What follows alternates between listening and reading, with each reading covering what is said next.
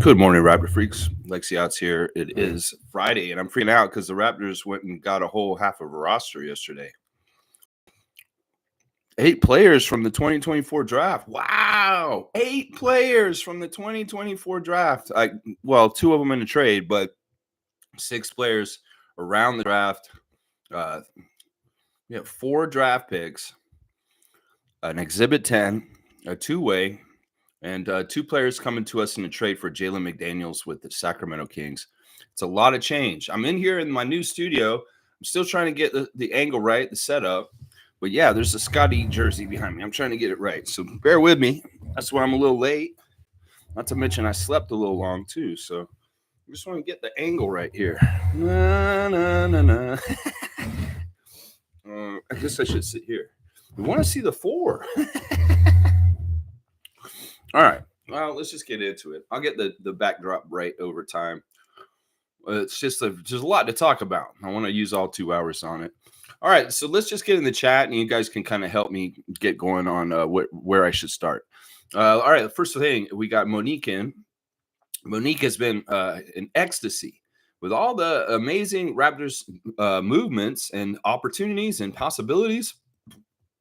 I'm telling you, if you're a Raptors fan yesterday, you got pretty excited. It's not a normal day for the Raptors front office yesterday. Very active.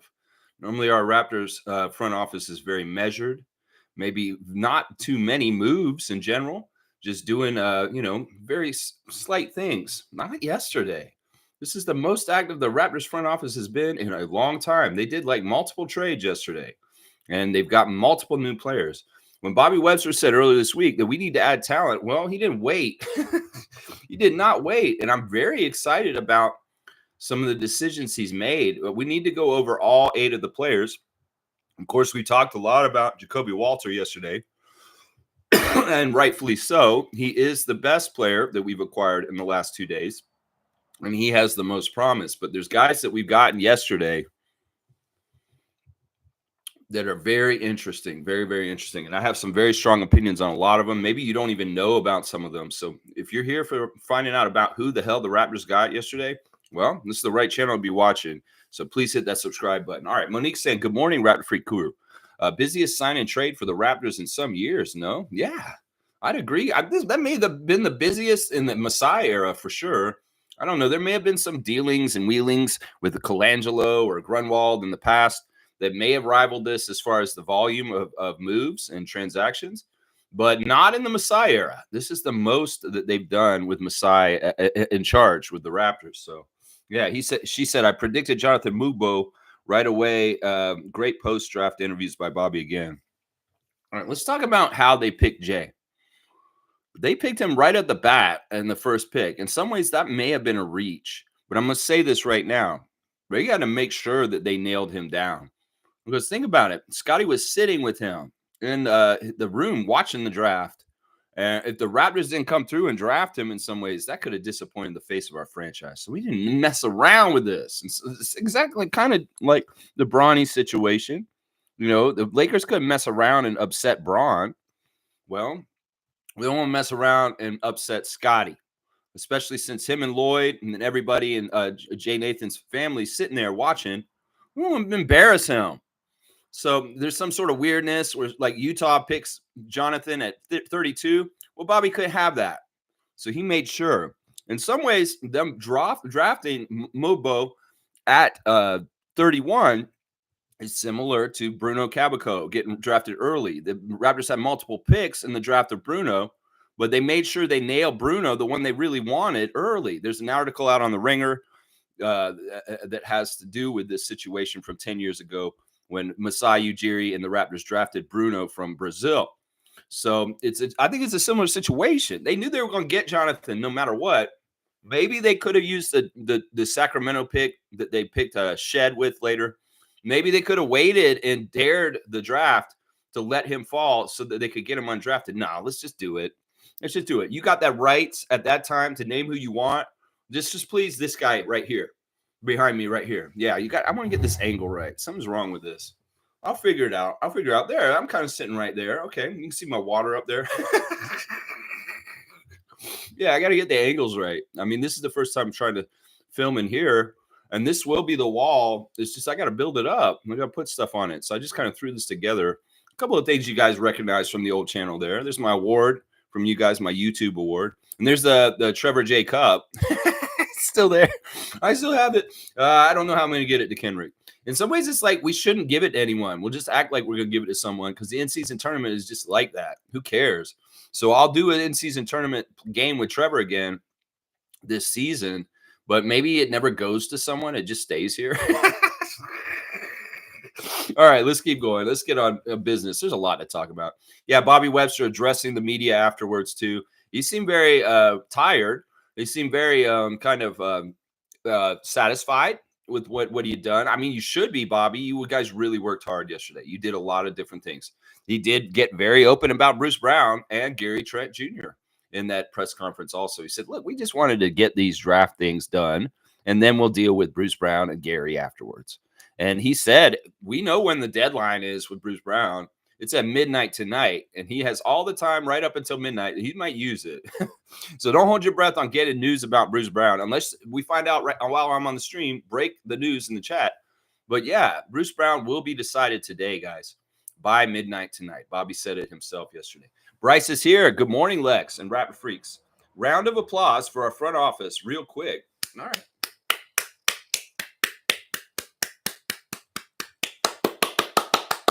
Yeah! Woo! Yeah! Wow! No, I'm with Bryce on this. I totally am.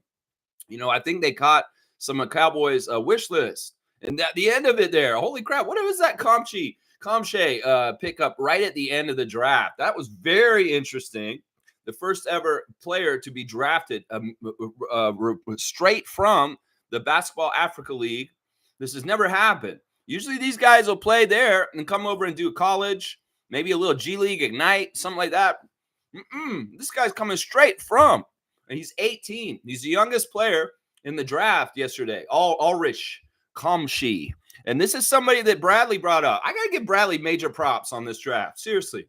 If I'm giving props to Naco the Nacho for last year and Grady Dick and calling that, this year it's Bradley's draft because Bradley brought me a lot of prospects at different times. He brought me Jacoby Walter first. He did. I went and thought about it, and I was like, who would have told me to watch Jacoby Walter? Well, Bradley did, Lex. Cowboy did. Canadian Cowboy. He told you to watch Kamshay. He told you to watch Jacoby Walter. And, well, Bradley got the draft, some of the guys he wanted. So it's very, very cool.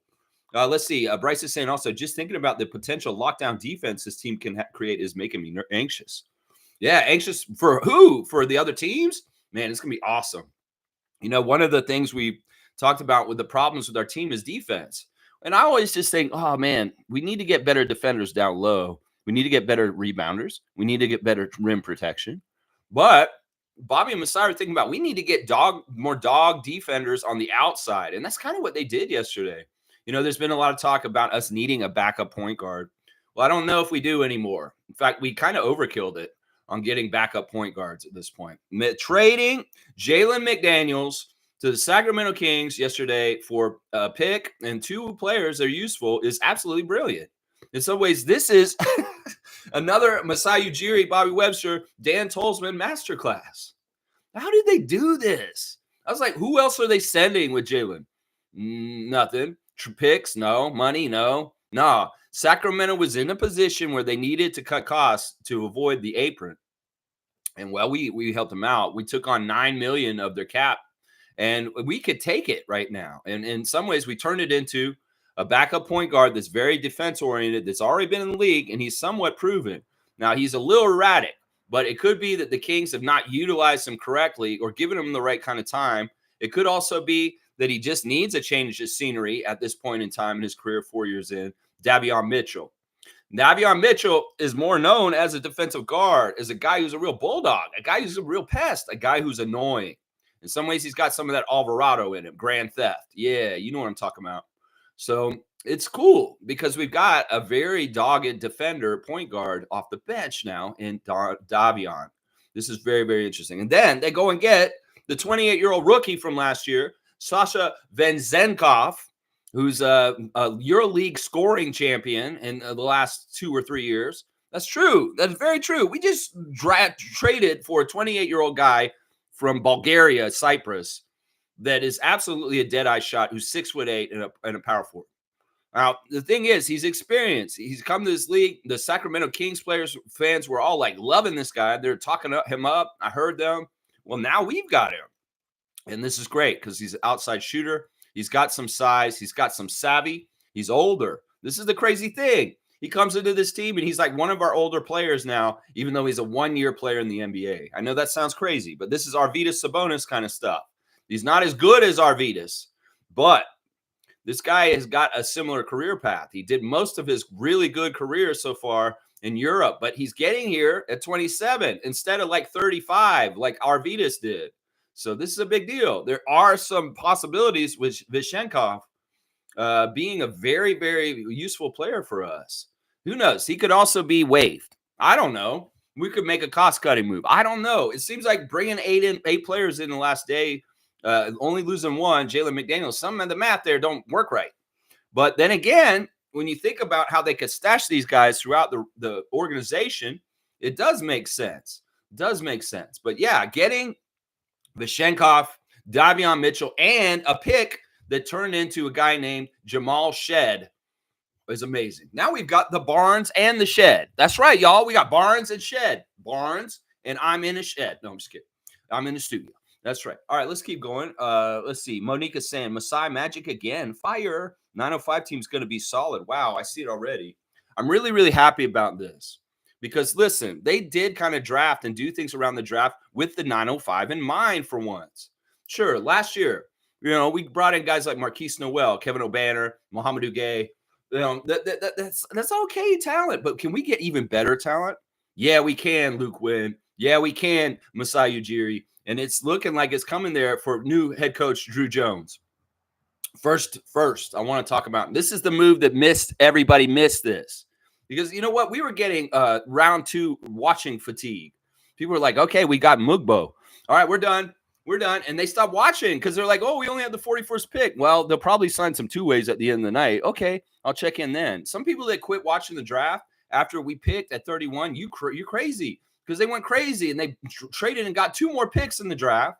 And then afterwards, everybody's like, oh, it can't be anymore. No, there's an Exhibit 10 from Montreal all of a sudden signed. There's a two-way sign from Utah. It's a 7-foot center named Brandon Carlson who can shoot the 3 like crazy. I went and watched this kid. I'm like, holy crap. Why isn't this guy talked about? His money 3 man, and he's 7 feet tall. That dude is going straight to the 905, and we're going to have an actual legitimate center on the 905 this year. We're going to have an actual legitimate 7-foot center that can shoot threes on the 905 this year. Do you hear what I'm saying? This is good. This is really, really good. And not only that, he's a two-way. So if we need to bring him up for extra size as a backup center, like we've always wanted, Coach Cool Cat, a third center, Brandon Carlson's that guy. Wait, whoa, it gets even better. Yeah, I'll tell you, and I'm going to throw in these extra knives with this deal. If you call right now, $19.99 in the next 5 minutes, I'll throw in these extra knives. He is a Utah Ute. What is a Utah Ute? Well, Jakob a Utah Ute. So there's an instant center connection and mentoring connection between our Austrian center and this young two-way we just signed after the draft. And you know what? Everybody stopped watching at that point. And I just caught a Woj bomb late. And I was like, we got another player, y'all. And nobody's even talking about it. Yeah, Brandon Carlson, Utah Ute, 7 feet tall. Yeah, he's from Utah. He can shoot the 3, and then he's a regular 7-foot guy, and he can get around. So he's a good project, and he's going to do some things for that 905. Trust me, having a center that can shoot threes, woo, yeah, 905 is going to be improved with a better coach and better personnel. Luke Wynn, you're taking the job real seriously. I like it. I like it a lot. Yeah. Let's see what else is going on. Basketball Rewind is here. Kenyon, what's up, man? It's been a little bit.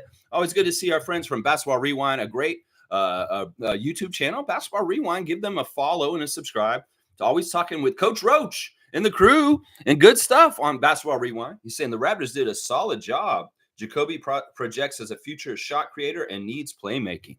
Yeah. And what we got playmaking, don't we?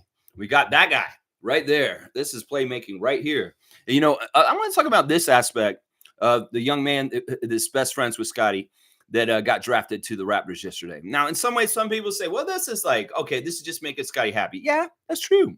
In some ways, it's just like, okay, You could have gotten a better player at 31, Raptors. Yeah, that may be true too, but it don't matter. Listen to this. And this is the reason why. And Scotty and Lloyd and them were smart, and they did this. In some ways, we have power, Raptors Nation. I'm telling you right now, we help shape the draft perceptions of this draft. I'm not lying. I am not lying. In some ways, Zach Edey got picked at number 9, partly because Canadian people put him on blast and put him up there. And people are down there saying, it's the worst draft ever. They reached for Zach. And I was like, fuck you. You mean people saying that. That's not true. Zach is deserved it. Now, another thing is Jonathan was not going to get drafted, y'all. I'm going to tell you that right now. Like 2 months ago, Jonathan Mogbo would not be drafted in the NBA draft. Seriously. In some ways, a campaign by Scotty and What About Lloyd on their Instagram, talking about him, putting it out there, talking about it on Twitch. Scotty said it. There's a clip that's been posted like crazy today where Scotty's saying, Jonathan Mogbo, future Toronto Raptor. And Jonathan's like, I'm going to be in the city, guys. Yeah, you come to the city. Come to 6. You've been up here already visiting Scott. You've seen it. There's pictures of you on Scotiabank Arena floor already. It's all perfect. It's all perfect. You know, he's his twin. His twin. That's what I'm saying. If you don't know about Jay Nathan and what is interesting about him, well, here it is. I'll lay it on you. Jay Nathan was a 6-foot guard for most of his teenage years. That's right. He trained as a guard. In some ways, he has very good passing skill. I was like, I don't know about his passing skill. Well, Lex, you should, because in some ways, he's got that same mentality as Scotty. Pass first, shoot later. And that's fantastic because in some ways, I'm not sure if Jonathan can shoot. So this is the thing. Even though this kid is 6'6" and he's listed as center, and actually, honestly, he's going to be like more like a 6'8", 6'9" kind of player by the end of this watch. He'll feel like it with his wingspan and the way he plays. He actually learned and trained as a point guard, and he has point guard skills. So he does have a very good passing acumen. He does have the mindset of the number 1. So this is very interesting. This is what happened. He was 6 foot and he had a growth spurt, and he went and he grew all of a sudden. And then all of a sudden, you know, his talent got even crazier. So he's a trained point guard, Jonathan. And that's the weird thing about this is that, like, look, he's going to, I don't know, he's going to be twinning with Scott. He's not going to be Scotty. He may be Scotty Light, but he can do a lot of the same things Scotty can do. And that's why he calls him his twin, because the skill set in some ways is in the direction of Scott Barnes and how versatile around he is. There's a lot of that with Jay Nathan. Jay, yeah, I'm so happy to see Jay on there. I saw the videos on Instagram. In fact, we should watch them right now. Let's just watch them real quick. We'll do the Instagram stories. First, we got Gary Trent Sr. He's got some weird flowers. I don't know. They look like plastic roses or something. I don't know what's going on. He's saying when a Virgo is done with you, the Virgo just leaves. It's something like that. I don't know. Whose pastor is this? And where is this church? I don't know. This guy's goofy. He looks like he's doing the Carlton dance. Like, I don't understand this guy, Gary Trent Sr. I don't know. And then, there's some sort of weird vehicle running around. Oh, it steals cars. It's like the flat thing that gets under your car and can take it. Yeah. Oh, that's great. New way for thieves to steal people's cars with this new little auto parker, this flat machine. All right, let's see. Coloco is welcoming Pele Larson to the Miami Heat. Why are you celebrating a Heat player named Pele Larson, Coloco? Are you trying to go to the Heat already? You're like, I'm Heat Nation already, guys. And I'm going to celebrate the Heat's draft pick. I don't know. He better have a special connection with him. Oh, he's also celebrating Kamay for coming to the Raptors because Kamay is Cameroonian. And the Cameroonian guys were getting celebrated by Coloco between Yves Missy and Ulrich Kamay. Yeah, I'm going to talk about Kamay in a second and the reasoning behind getting him at the end of the draft. All right, there's Precious is celebrating Boogie Ellis for getting drafted. Mr. New York City has got some scripture posted. You know, he's probably got kind of sweating, you know, because Davion Mitchell just showed up. This Jamal Shead guy just showed up, and there's a lot of similarities in these guys. We'll talk about more about Jamal Shead in a second.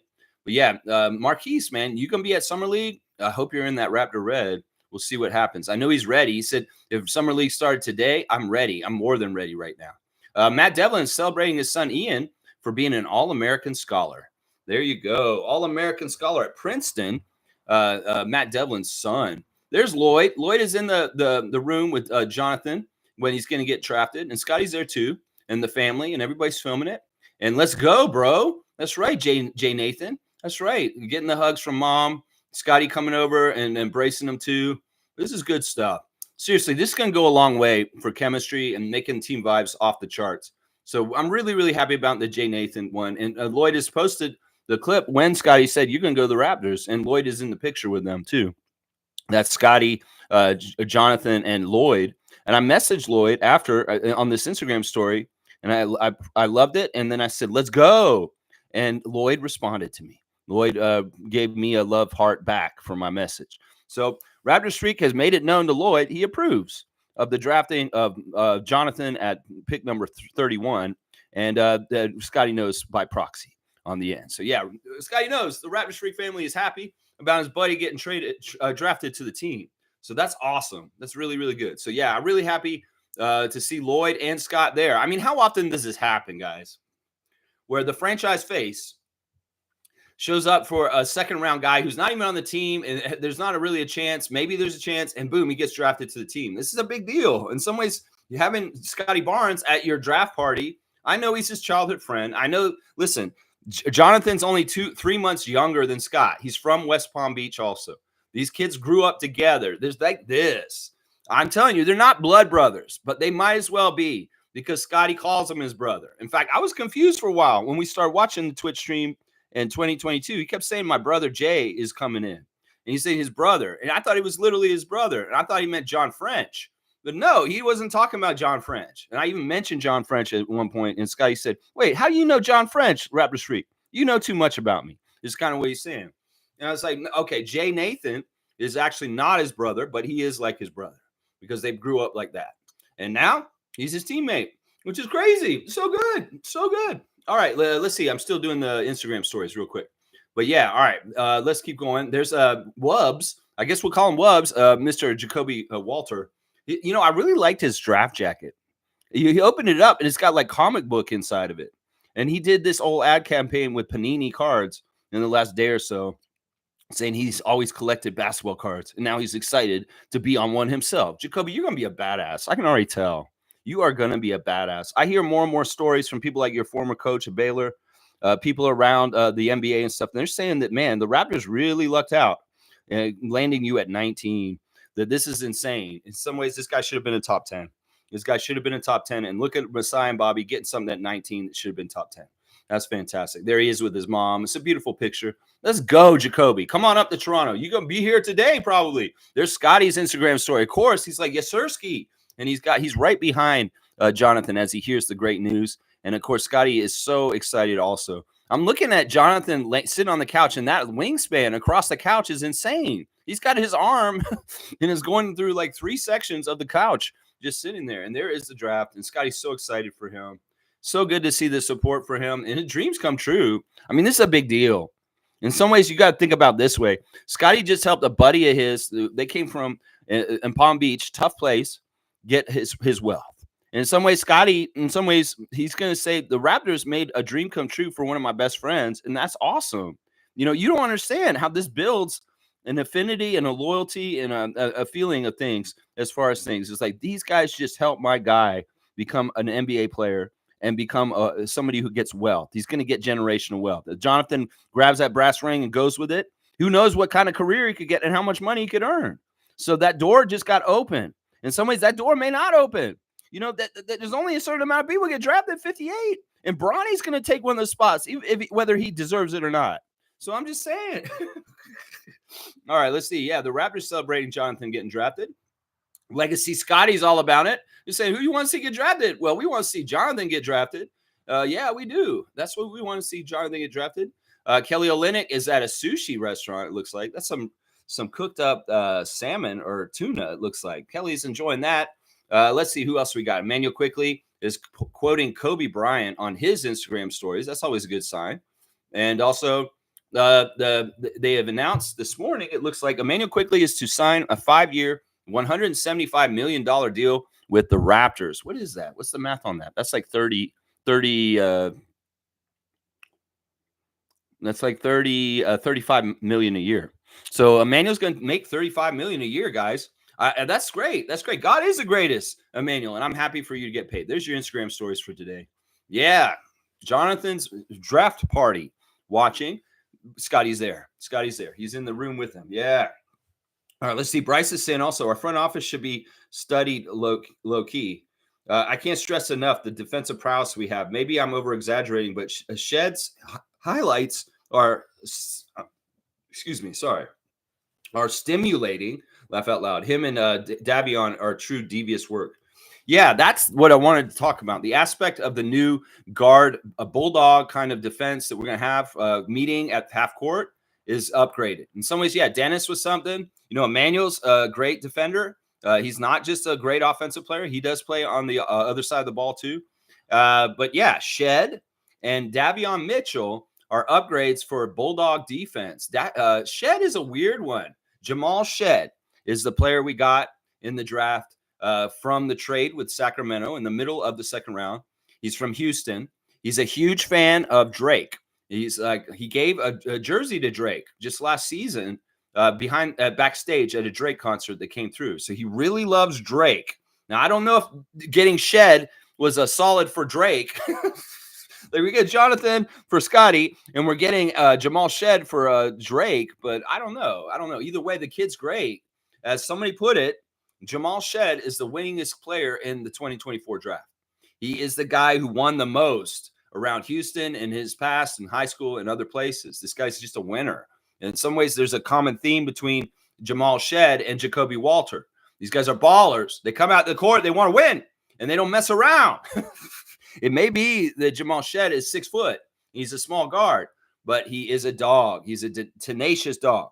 He will come and stick on you and try and steal that ball from you. Not only that, if you watch his highlight reel, he's got some incredible ups. He may be only 6 foot, but I seen this crazy putback dunk on his highlight reel from college where he went up over like a 7 foot guy and jammed it on his head, kind of like Vince Carter, Frederick Weiss kind of stuff. Climbed the big guy and throwed it on his head.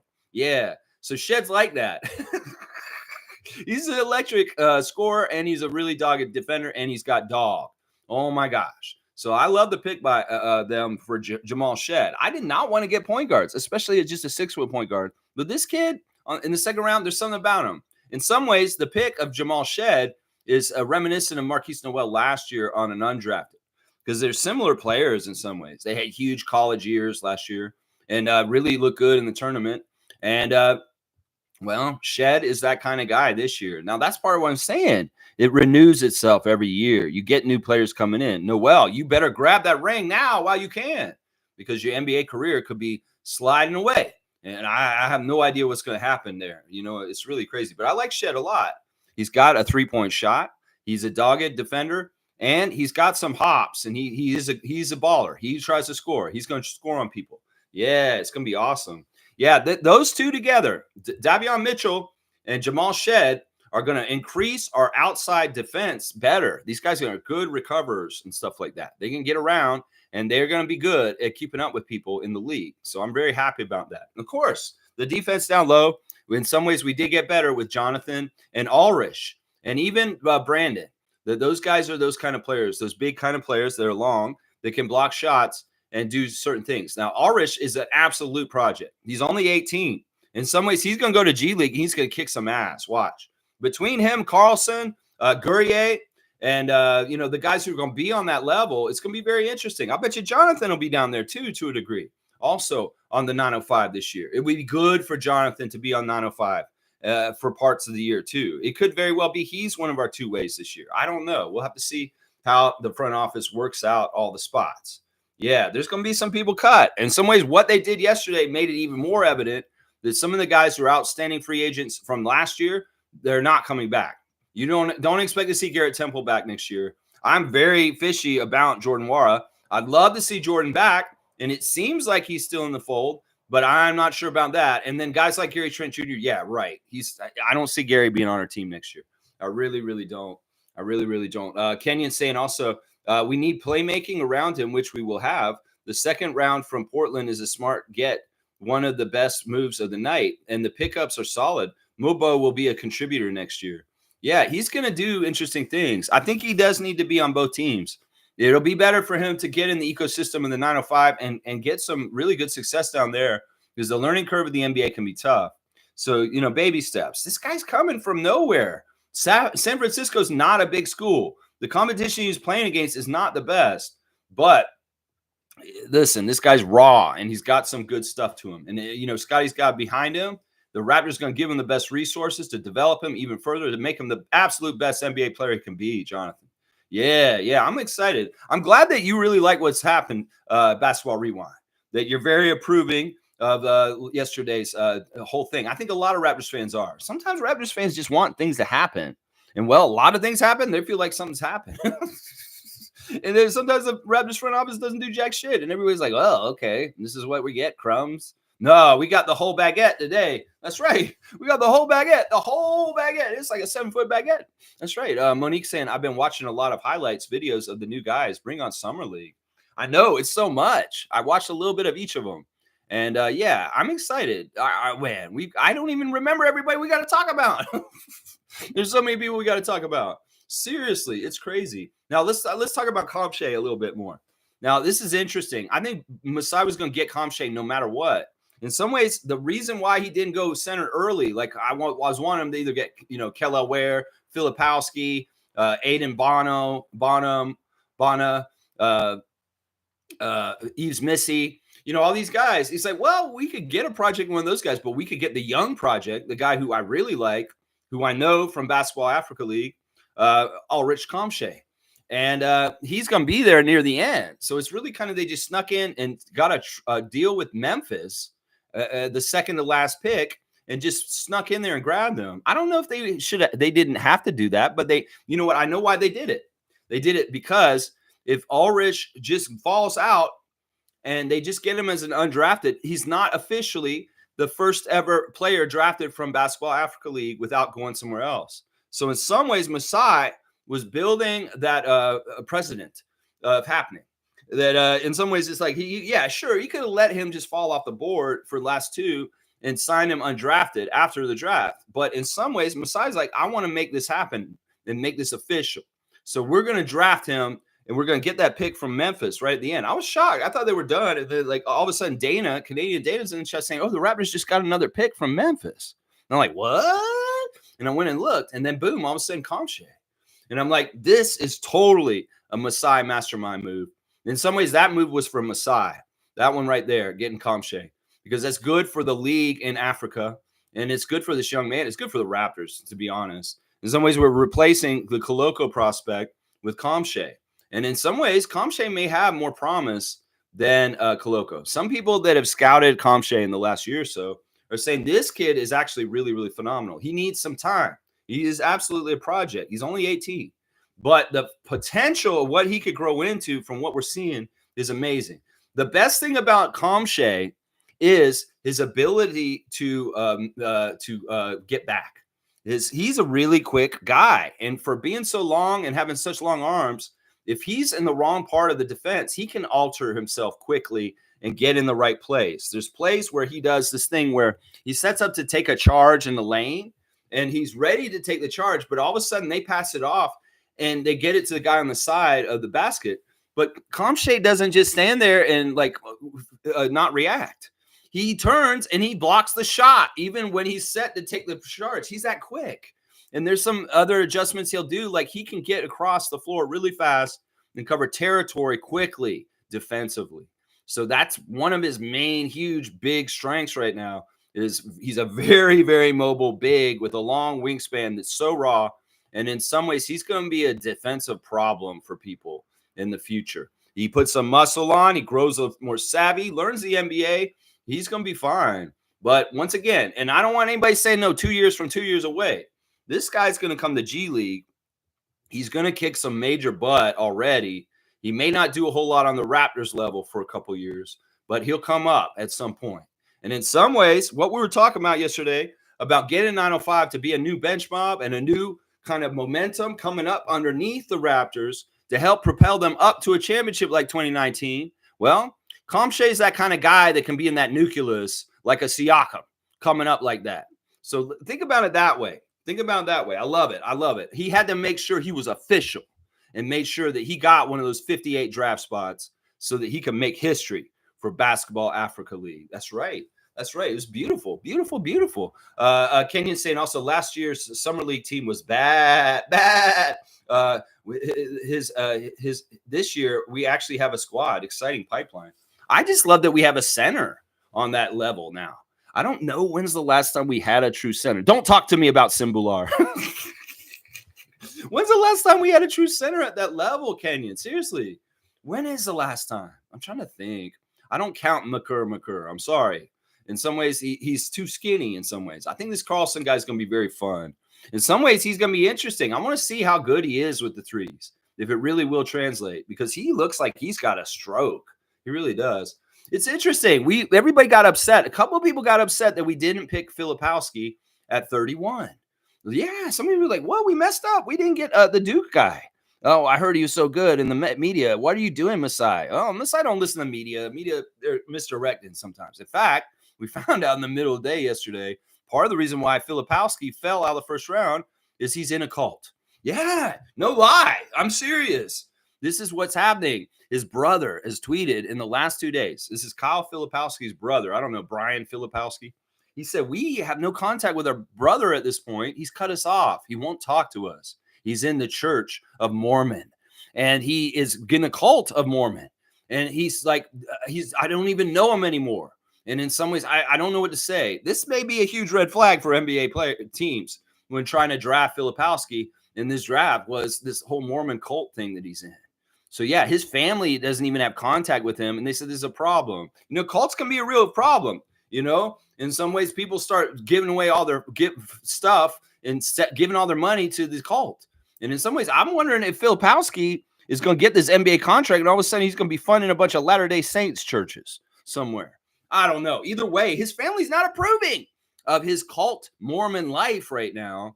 And that's a huge red flag. And I'm glad we didn't have nothing to do with it. And we didn't pick him at 31. And go ahead, Utah. You get him at 32. That's perfect. That's perfect. That is perfect. That is the church in the state of Mormon. So you go on and be a Mormon cultist with the Utah Jazz. It's perfect. It's absolutely perfect. We didn't need you up here. Seriously. And if his own brother has concerns about his cultish behavior with the Mormons, yeah, the Raptors don't need Kyle Filipowski up here. No, we don't. We dodge a bullet on that one. I'm going to say that right now. Yeah. Yeah, Trevor J is here. Good morning, Raptors family. Sometimes you have to thank God for the small blessings and just know that things ain't going to always go the way we expect it to, but it will work out in the end. Boom goes a dynamite. I love it. I love it. That's right. Go with the waves, go with the flow, and let it go where it's going to go. And in some ways you fight against it, you make your life miserable.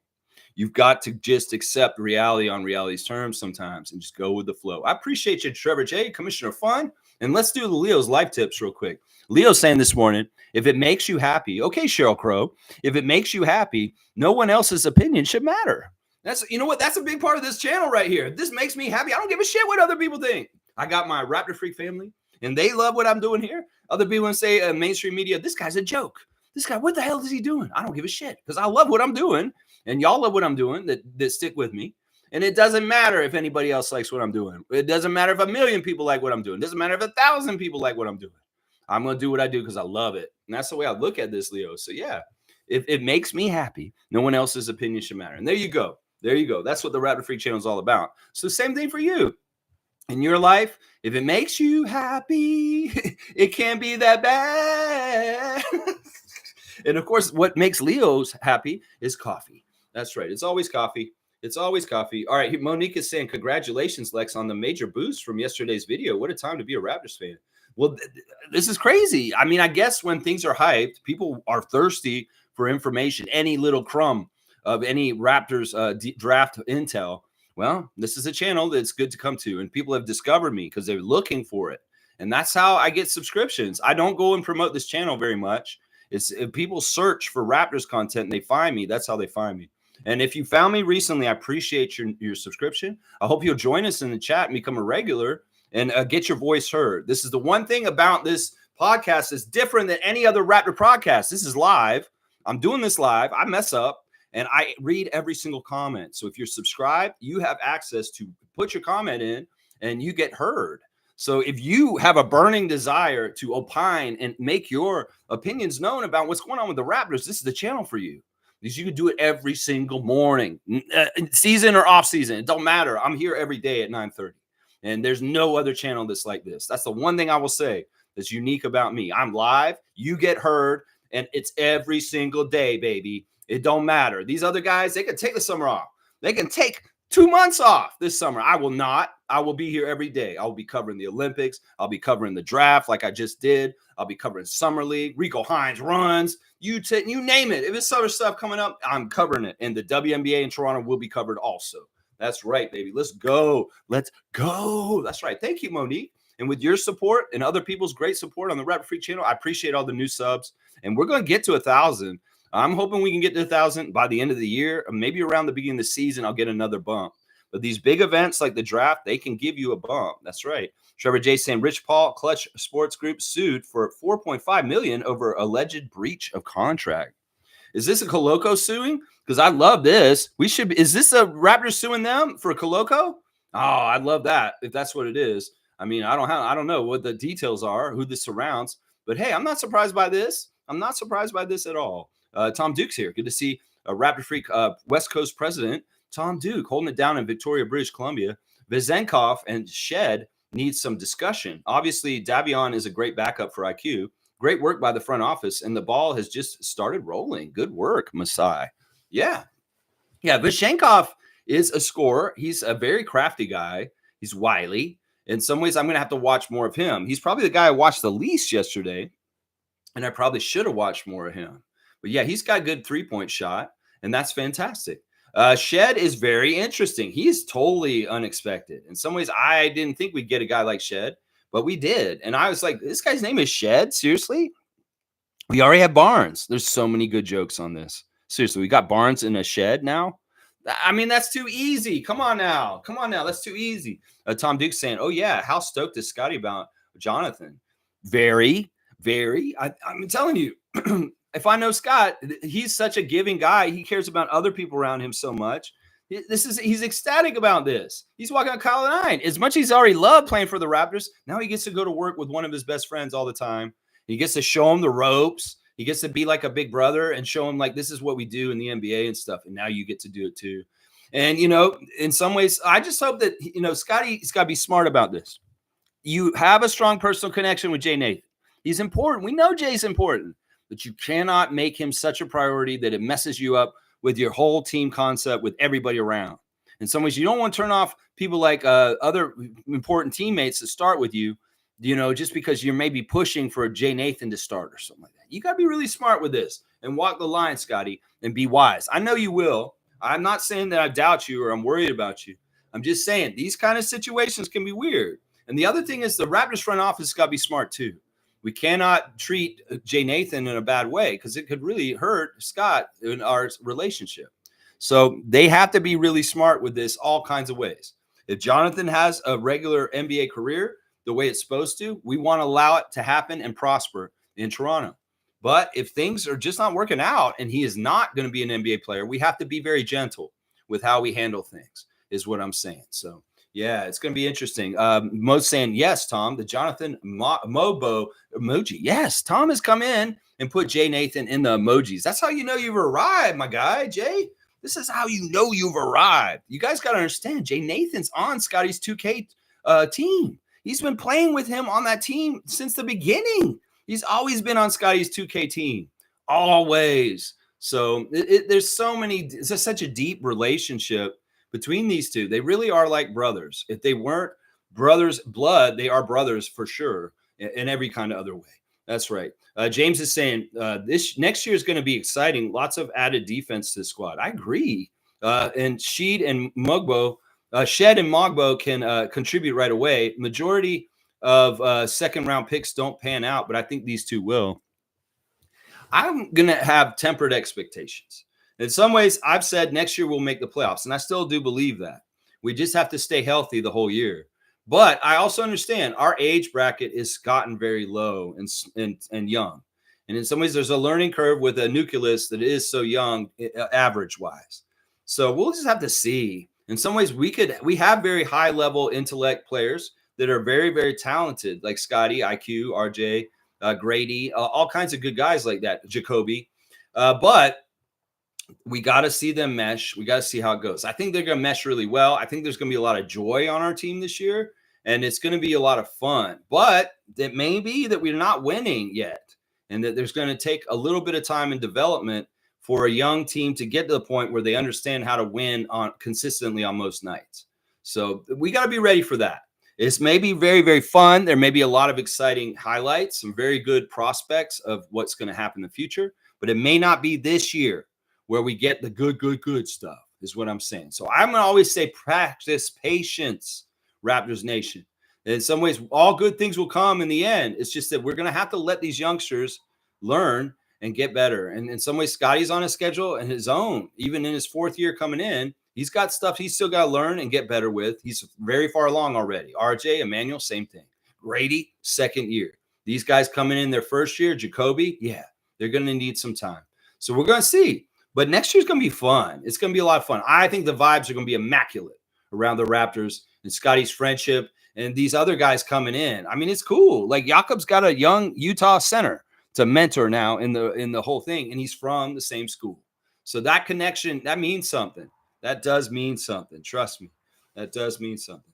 Yeah, Trevor, excuse me. James is also saying, big up the Masai.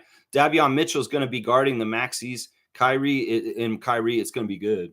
Yeah, he's dogged. And in some ways, he's at a point where he's been maligned, kind of pushed aside in Sacramento, kind of forgotten.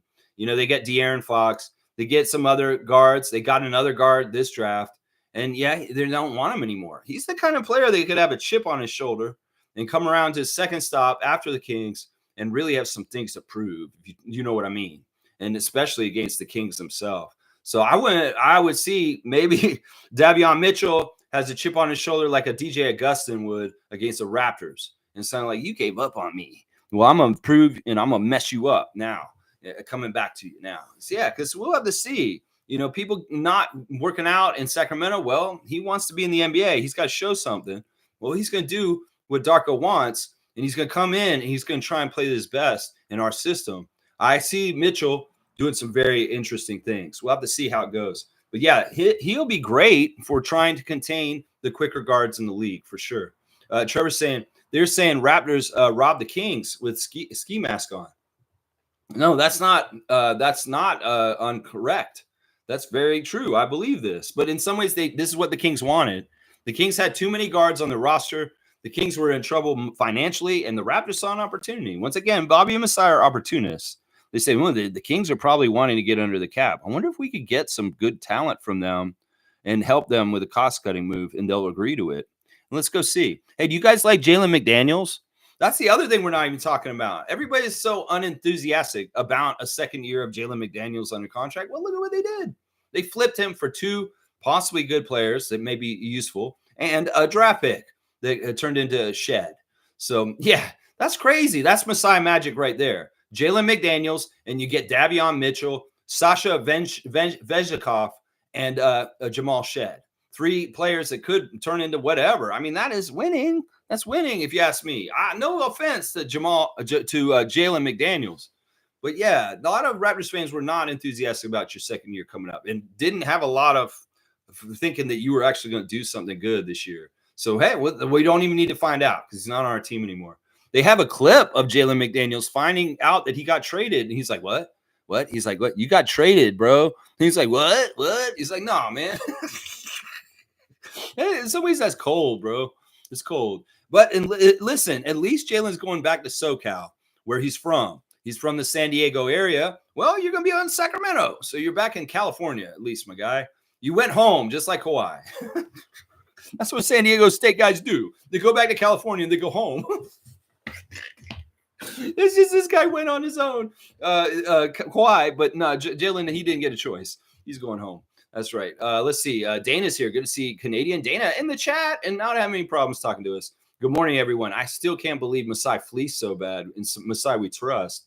Yeah, in some ways, people are saying they fleeced Sacramento, and now it's come around, and some people are saying in our chat this morning that it is shown that we have fleeced the New York Knicks in the trade with OG. I mean, in some ways, this is true. We got 2 starters, and now we got Scotty's best friend in that deal. Let's stack it up. OG, Precious, and Malachi for RJ, Emmanuel, and Jonathan. Which three would you rather have? Seriously. Would you rather have OG, Precious, and Malachi? Well, Malachi's already gone. Or would you rather have Emmanuel, RJ, and Jonathan? I mean, we were saying earlier this year when we traded OG, it was like, we're going to have to see who gets picked in that 31st pick. Well, we know now. Scotty's best friend, Jonathan. You tell me, would you rather have Malachi or Mogbo? That's what I'm saying. So maybe some people say New York fans are already like, oh, we got OG. We signed him. We nailed him down. We're good. Yeah, that's good. You guys paid him the most money you ever paid anybody in your history. That's crazy to me. I mean, in some ways, it's like OG made more than Patrick Ewing. OG made more than Allen Houston. He made more than Carmelo Anthony. He made more than all these Knicks guys we hit for him. Yeah, OG. So crazy. So crazy. Let's go. Yeah. Yeah. Trevor's saying we built an army of soldiers yesterday. Let's go. Yeah. Yeah. I don't know. It's going to be interesting. All right. Let's talk about the kid from Montreal. He's coming to our team on the Exhibit 10. The Exhibit 10 is what we gave Kevin O'Banner last year. Kevin O'Banner did not see the Raptors regular team, but he was a very strong player for the 905 during the season last year. Now, I wonder how much turnover we'll have from 905 last year. I'd like to see some of the guys from last year come back, like Kevin O'Banner, like Marquise Noel. But we'll have to see what the mix is with the new guys coming in. Quincy Guerrier is from Montreal. He's a Montreal talent. He's a little bit older. He's been around for a bit. He's a power forward. He's actually got some good size. So it's weird because right now, coming into 905, we're going to have size this year. And that's not been the case in the last few years of 905. We've been short stacked down there. And it's been bullshit. Luke Wynn, Masai Ujiri, Bobby Webster, you guys did a good job of getting some good, sizable prospects down there. When Carlson, Mogbo, and Kamshay. So I love this. We're going to have some size at the 905 level because these guys are pretty big. And Guerrier is another sizable guy. He's a 4. He's 6'8", and he's a dynamic scorer. Chris Boucher reposting on his Twitter the announcement that Montreal's Quincy Guerrier is on Exhibit 10 with the Raptors. So it's not a big, huge deal. It may be the smallest deal that happened yesterday, but we covered another avenue. In some ways, we make Chris Boucher happy. We make Canadians happy. We've increased the Canadian content on the Raptors by adding another Canadian guy into the mix with Quincy. So we're covering everybody. We got Scott with Jonathan. We got Masai with Ulrich. We got Drake with Jamal Shead. We're getting the Canadian content, Canadian country with Quincy Guerrier. Yeah, we're checking all the boxes. Jakob got Carlson. It's just how it is right now. It's crazy. Yeah. Let's see. Superfan saying Scotty got emotional for Jonathan too. Best friends. Let's go. Of course. Of course. Scotty's a sensitive young man. Scotty's a caring young man. Scotty loves to see his friends win. And boy, did his friend win. In some ways, it's a dream. I'll bet you when they were little, they talked about wanting to be in the NBA together. Well, the dream's coming true now. And in some ways, it may have been that Jonathan just wasn't realistic for most of the years when they're talking about. Scotty probably looked like he was going to be in the NBA pretty early on. But Jay Nathan, no. And in some ways, it's kind of interesting how Scotty helped him get to this point. He really, really did. He was not on the radar in the drafts, scouting or anything. He came in the combine. He did really good at the combine. That helped. But nobody was talking about Jonathan except for Scotty, really. And it's kind of interesting. Bobby said that I had not really known that Scotty and Jonathan were so close until after I went and looked at him. I don't know if he's saying that. In some ways, Bobby's trying to say that to say kind of cover that. It's like, no, we didn't just go get him because Scotty told us to. And I'm pretty sure they did go and scout him before, but he didn't realize how close they were until after. And that may have been a factor in like, well, he's so close with him. This will be huge for Scotty having a real passion and desire and happiness on the team, you know? So the added bonuses of drafting Jonathan were really smart. Really, really, really, really smart. Amit's here, and he's in Toronto. That's right. Amit Gaming traveling to Toronto in the last couple of days. That's why we didn't see him in the last days. He's a Raptor Freak Trivia champion, Season 3, current champion. He is the champ. Guess who's in Toronto, y'all? So jet lagged. Going to see my great-grandmother today. All right, Amit. Sounds like a fantastic day. Go see great granny. And yeah, get your rest when you can and figure out and adjust to the light. Yes, it's a different time zone here. He's switched his time zone very, very much. James is saying we just need a backup center in free agency, preferably Jalen Smith from Indiana. I don't even know if that's true at this point, James. Seriously. I think our backup center may be Carlson. I mean, if we look at the position now, we got Jakob, if he's healthy. Thank God he's healthy. Kelly. Those are our top two centers that probably travel with the team. And then when we're in trouble, maybe we have an injury, maybe we call up Brandon Carlson because he's a legit 7-footer. And then we've also got to talk about Kamay because Kamay is going to be a 7-footer too. So we've got two really good center prospects coming up. And it may be smart to not have to get another guy. I don't think we need to get another center at this point because we've got 4 centers now. And this is what was required by Cool Cat and I, is we want a 4-center depth. The Raptors have not run at a 4-center depth probably since, like, I don't know, the early 2000s, maybe even the 90s. Seriously, they've always just had, like, we've been short-staffed at center for sure. Like, the championship team had a good amount of size. But after that, we have been very small. Ken Birch, Freddie Gillespie, Aaron Baines, Alex Len. Yeah. In some ways, we got the size now. And Jakob Poeltl, Kelly Olynyk, Brandon Carlson, Ulrich Kamay. Yeah, that's center depth at this point. So I don't know if that's exactly necessary at this point, James. Seriously. I feel like they fixed a lot of the holes in the roster just yesterday. I think we could do with a big free agent signing, though. Somebody who's kind of going to put us over somewhere else. Like Bruce Brown, trade him, flip him for a player that's more useful and fits with us, but he's a player that's ready to help right away. Yeah, that could happen still. And it could be a big still. It could be, I think we're looking at power forwards at this point. Maybe not necessarily centers. Let's see. Kareem's here. Let's see what he's saying. Full ass. It's a complete crap.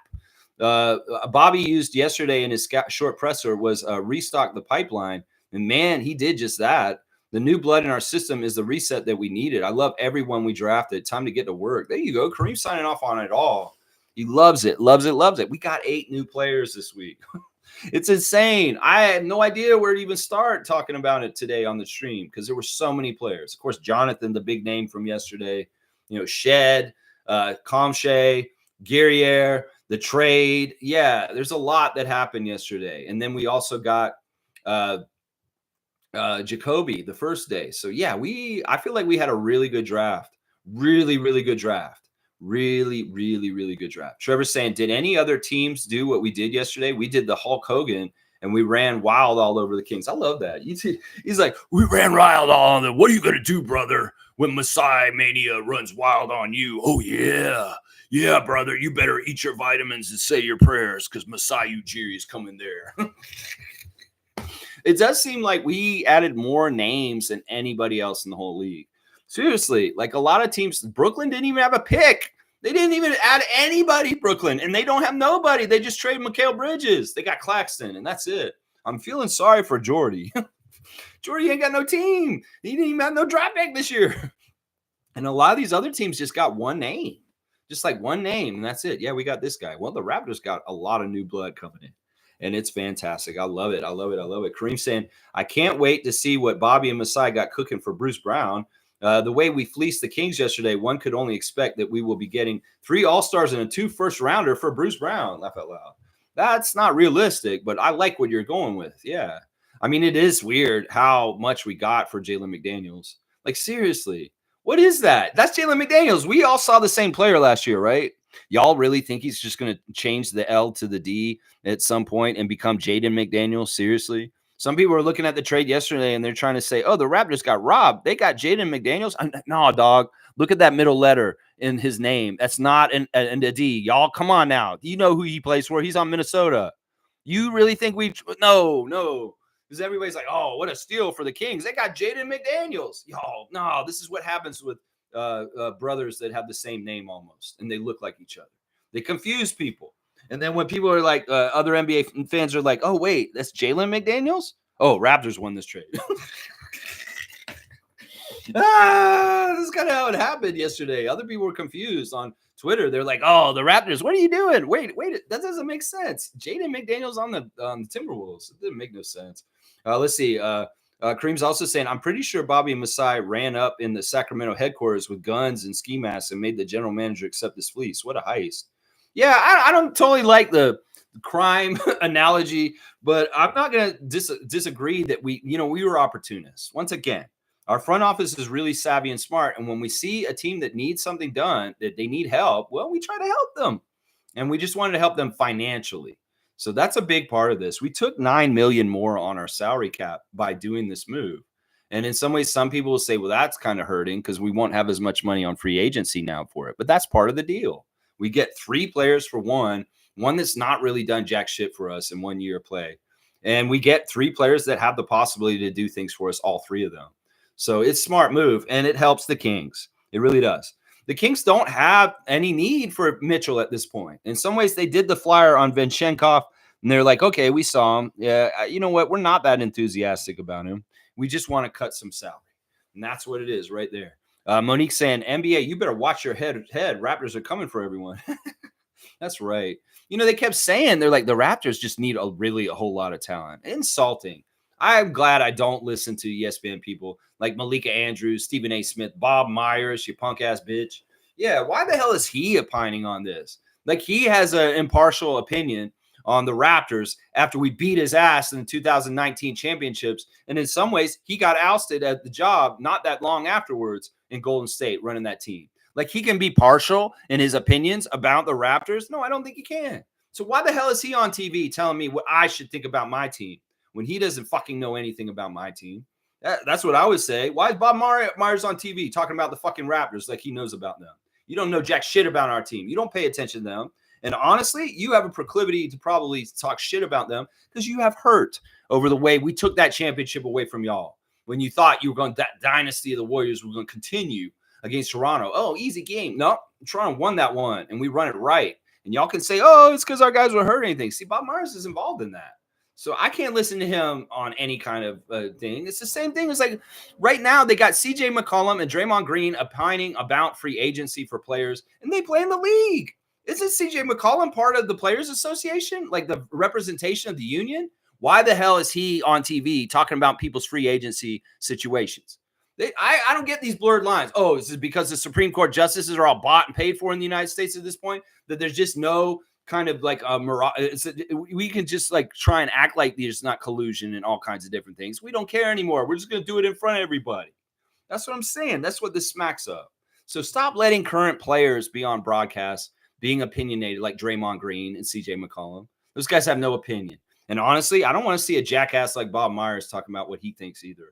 Because honestly, he's got a bias. He's obviously got a bias. And I don't take anything he says about the Raptors with a grain of salt. You can fuck off is what I say to Bob Myers and his bullshit. Yeah, when we made the deal, when we made the pick at the beginning of the draft yesterday, I was listening to him and Malika Andrews. I'm like, these people, I don't need to be hearing them. These motherfuckers. They don't know what the fuck they're talking about. That's what I say about that. Yeah. All right, let's see. Kareem saying, I'm just as excited for Summer League as Paris Olympics now. We back, baby. Man, I can't take a rest. There's just too much. There's too much going on. Now we got the Bruce Brown watch for tonight. Yeah, there's a lot going on. There is a lot going on. James is saying Jamal Shead's defense is elite. If he can figure out his offense, that's solid starter potential. There you go. There you go. I mean, he's a baller. In some ways, I see the parallels between Walter and Shead. That these guys are winners. In some ways, winners do what it takes to win. And that means putting the ball in the basket the way they need to win. And that's the mentality of Emmanuel Quickley also. So I like that. That's the kind of stuff we needed more around this team a couple years ago. And now we got it again. These are guys who know how to fill it up and they want to win. So they're going to put in the hoop. And that's what I'm saying. And maybe the Jamal Shead, some of his stuff that he did at Houston will not translate to the NBA. But at least the defensive effort will. And who knows, there may be a good chance that his shots do fall and maybe he is able to do some stuff. I'd like to see him on the 905 level, running things this year and doing some things very well. Now, is there going to be a battle between him and Marquise, or is Marquise just out of the picture at this point altogether? We're going to have to see what happens. It could be that Marquise is showing up for another G League team this year, that he's going to be in another organization at Summer League, and that he's just not got a place with the Raptors anymore. I don't know. We'll have to see. He is still repping Raptor Red in different places right now. So it could be.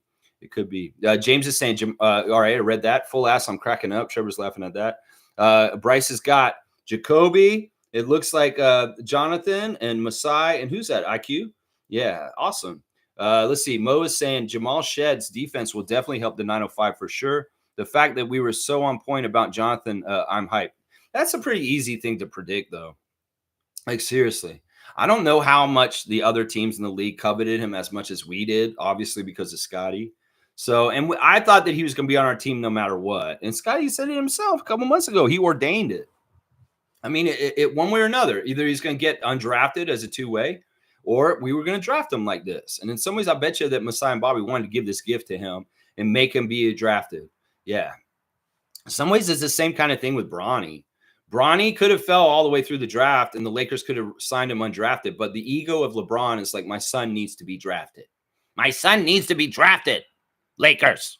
But, LeBron, we could get a good player at that pick, and we could always get Bronny after the draft. I don't care. I want his name called. It could have been shit like that. It's like, seriously, nobody was going to take Bronny James. They were, this is the messed up thing. They were telling people, if you pick Bronny James, he's not going to come and play for your team. He's going to go to Australia and play in the Australian League. That's what they were telling everybody. That should be illegal. And Clutch and Rich Paul, well, they getting sued right now? Good. Because they do some messed up stuff, like telling all the teams, don't draft Bronny or he will go to Australia. If you try and draft Bronny, he will not come and show up. That's what they were telling people. And then LeBron's like, you have to draft him. If he's not drafted, it doesn't mean anything. If you leave him undrafted and we just sign him, that's not in the history books. I'm sure that was part of it. In some ways, the Lakers may have been like, yeah, we don't need to draft him. We could just get him afterwards. And like, no, you better do it if you want me happy and here in LA. Yeah, it's kind of crazy. Let's see. Monique saying, happy to have Davion Mitchell and Sasha on board too. I get to see everything before you guys do. You get to see everything before we do? What do you mean? I'm really happy about a lot of the stuff. It was really active and crazy yesterday. Shams was so crazy with his phone yesterday. They kept locking him out. Because this is the thing. If you spam too many messages too much, and during the draft, he's spamming all the announcements of each pick and his reactions and stuff, that Twitter actually locked Shams out for a second and wouldn't let him post anything for a little bit because he was going too fast. That's pretty crazy right there. Nameless to say, massive day yesterday. I just had to be here for this. Lex is about to put on a show. Yeah, I mean, I'm just trying to catch up. My head's spinning, my paisano. It's just too much all of a sudden. In some ways, I'm used to getting to one player and really microscope looking at him. But right now, there's like so many different players. I'm just like, Quincy, Aldrich, Carlson, It's tough. We'll sort it out over time. And as we go, of course, we'll be watching every little bit of the Raptors and what's going on, and we'll keep you up to date on everything going on, Summer League, 905, and main roster Raptors. Always. That's right. And most saying, oh, my God, Kareem, laugh out loud. Yeah. Trevor saying, Carlson, 7-footer. He can shoot. So glad we got him. I know. I don't understand why this guy wasn't more touted. He's older. That's part of it. He's already like 25. So he's a little bit of an older player. He had a weird thing happen with COVID. He had to take an extra year at Utah, partly because he missed a year because of the COVID pandemic. So he was around college a lot. So he's an older player, a little bit more seasoned in some ways. That may be why some people stayed away from him. Either way, he's going to be helpful on the 905 level no matter what. And if he is any kind of backup center at some point for the Raptors and Darko on the main level, that is going to be worth it. I think he's got a lot of promise. He seems like a very good three-point shooter. And I'm very, very excited about that. Seriously. Kareem saying, so Shead is basically a 6-foot Marquise Noel from my understanding, or better. I think that there are a lot of similarities between the two. It may be that Jamal Shead is a better defender than Marquise. I would say this, that Marquise may be the better point guard as far as finding people and his creativity, as far as his vision. But Shead is a very good point guard. He has good assist numbers at Houston. So, yeah, I think the comparison's fair. But I would say that Marquise is the better vision and point guard natural, like passing. Like he's the one who's going to do crazy bounce passes through people's legs and like no looks and stuff like that. And Shead may not have exactly that. He may have less extra stuff, but he's still very effective as a point guard. So that's what I'm hearing. Yeah, Tom saying, hey, Kareem, maybe a 6-foot superior version of JFL. No, he's not the same kind of player as JFL. JFL's a baller. JFL's a scorer. In some ways, Shead is a classic point guard. He's a very good defensive point guard. He's got a pretty good three-point shot, and he likes to drive at the basket. Yeah, I don't think that's the right comparison. I think he's more like Marquise than JFL. He is. Let's see. Mo saying, yes, Kareem, a.k.a. two-way. Yeah, Carlson is the two-way. Yeah, you got to sort it all out, figure it out. There may be one of the guys we drafted yesterday is going to be a two-way also. It could be that Shead is another two-way also, or maybe even Jonathan. Jonathan could be on a two-way, y'all, just so you know. We'll have to see. Maybe not because he's where he's drafted. David's here. Good to see David, the commissioner of trivia. He's saying at Kareem, he has a motor like Maxey. That trade with McDaniel is hilarious. Too funny. Yeah, since David's here, we're going to go ahead and do the classic card. So I know that he's here to judge it. This is commissioned by Commissioner of Fun, Trevor J. I appreciate Trevor for sending the cards. And David is going to be in charge of scoring and telling us who wins the card. So I'm going to take David's time is 9:28. And we will come back to 9:28 and read the rest of the comments after that. So let me get the card. In the new studio, this is just getting set up. It doesn't look right. It's going to have all kinds of other stuff on it, on the wall and in the right places eventually. I just kind of threw stuff up there at the last minute just now. Okay, this is a weird card, and this is nuts. All right, this is one of the weirdest cards I've ever seen. I don't think this one's going to be very easy, guys, and this is going to be expert level. David, this is going to be one you're going to probably have to give 200 points for, is what I'm going to say. I'm going to say that ahead of time. All right.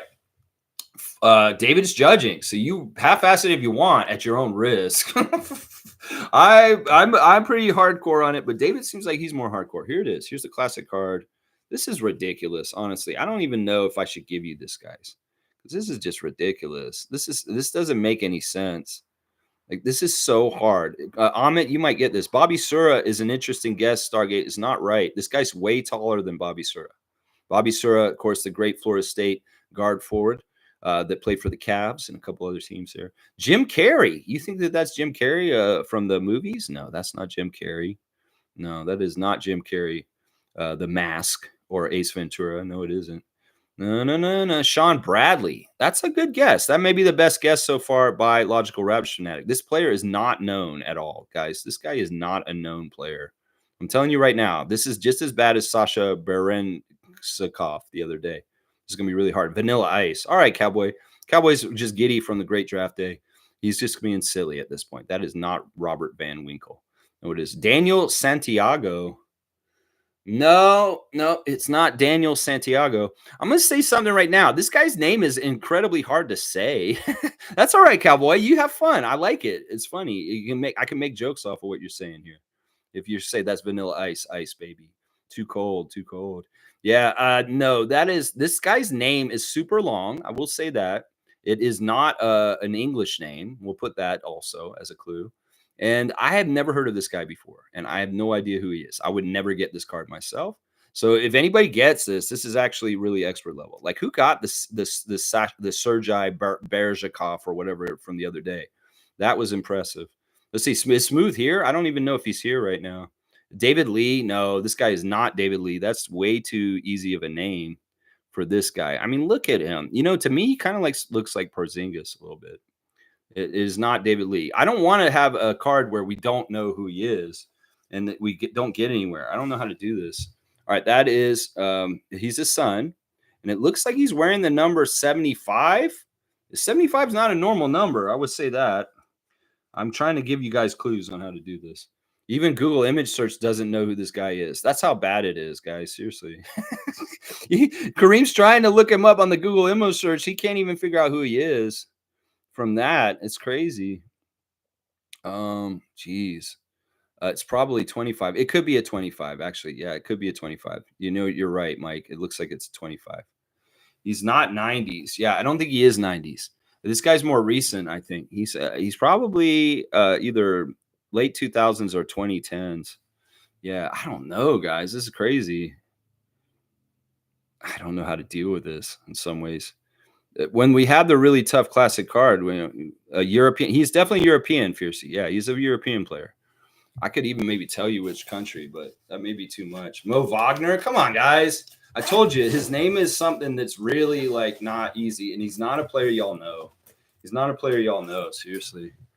He's just not a player that y'all know. This is the problem with the classic card. We may get like really obscure, crazy foreign players that nobody knows. Toulon Ternamo. You know, Jill, that's not a bad guess, even though I don't know who that name is. David's never seen this. David, you might have to go above the 200 threshold for this, because this is absolutely crazy. I don't even know if I can read any clues off the back of here to help you. All right, this guy's from Georgia, guys, not the state. Let's just put it that way. This guy is from Georgia.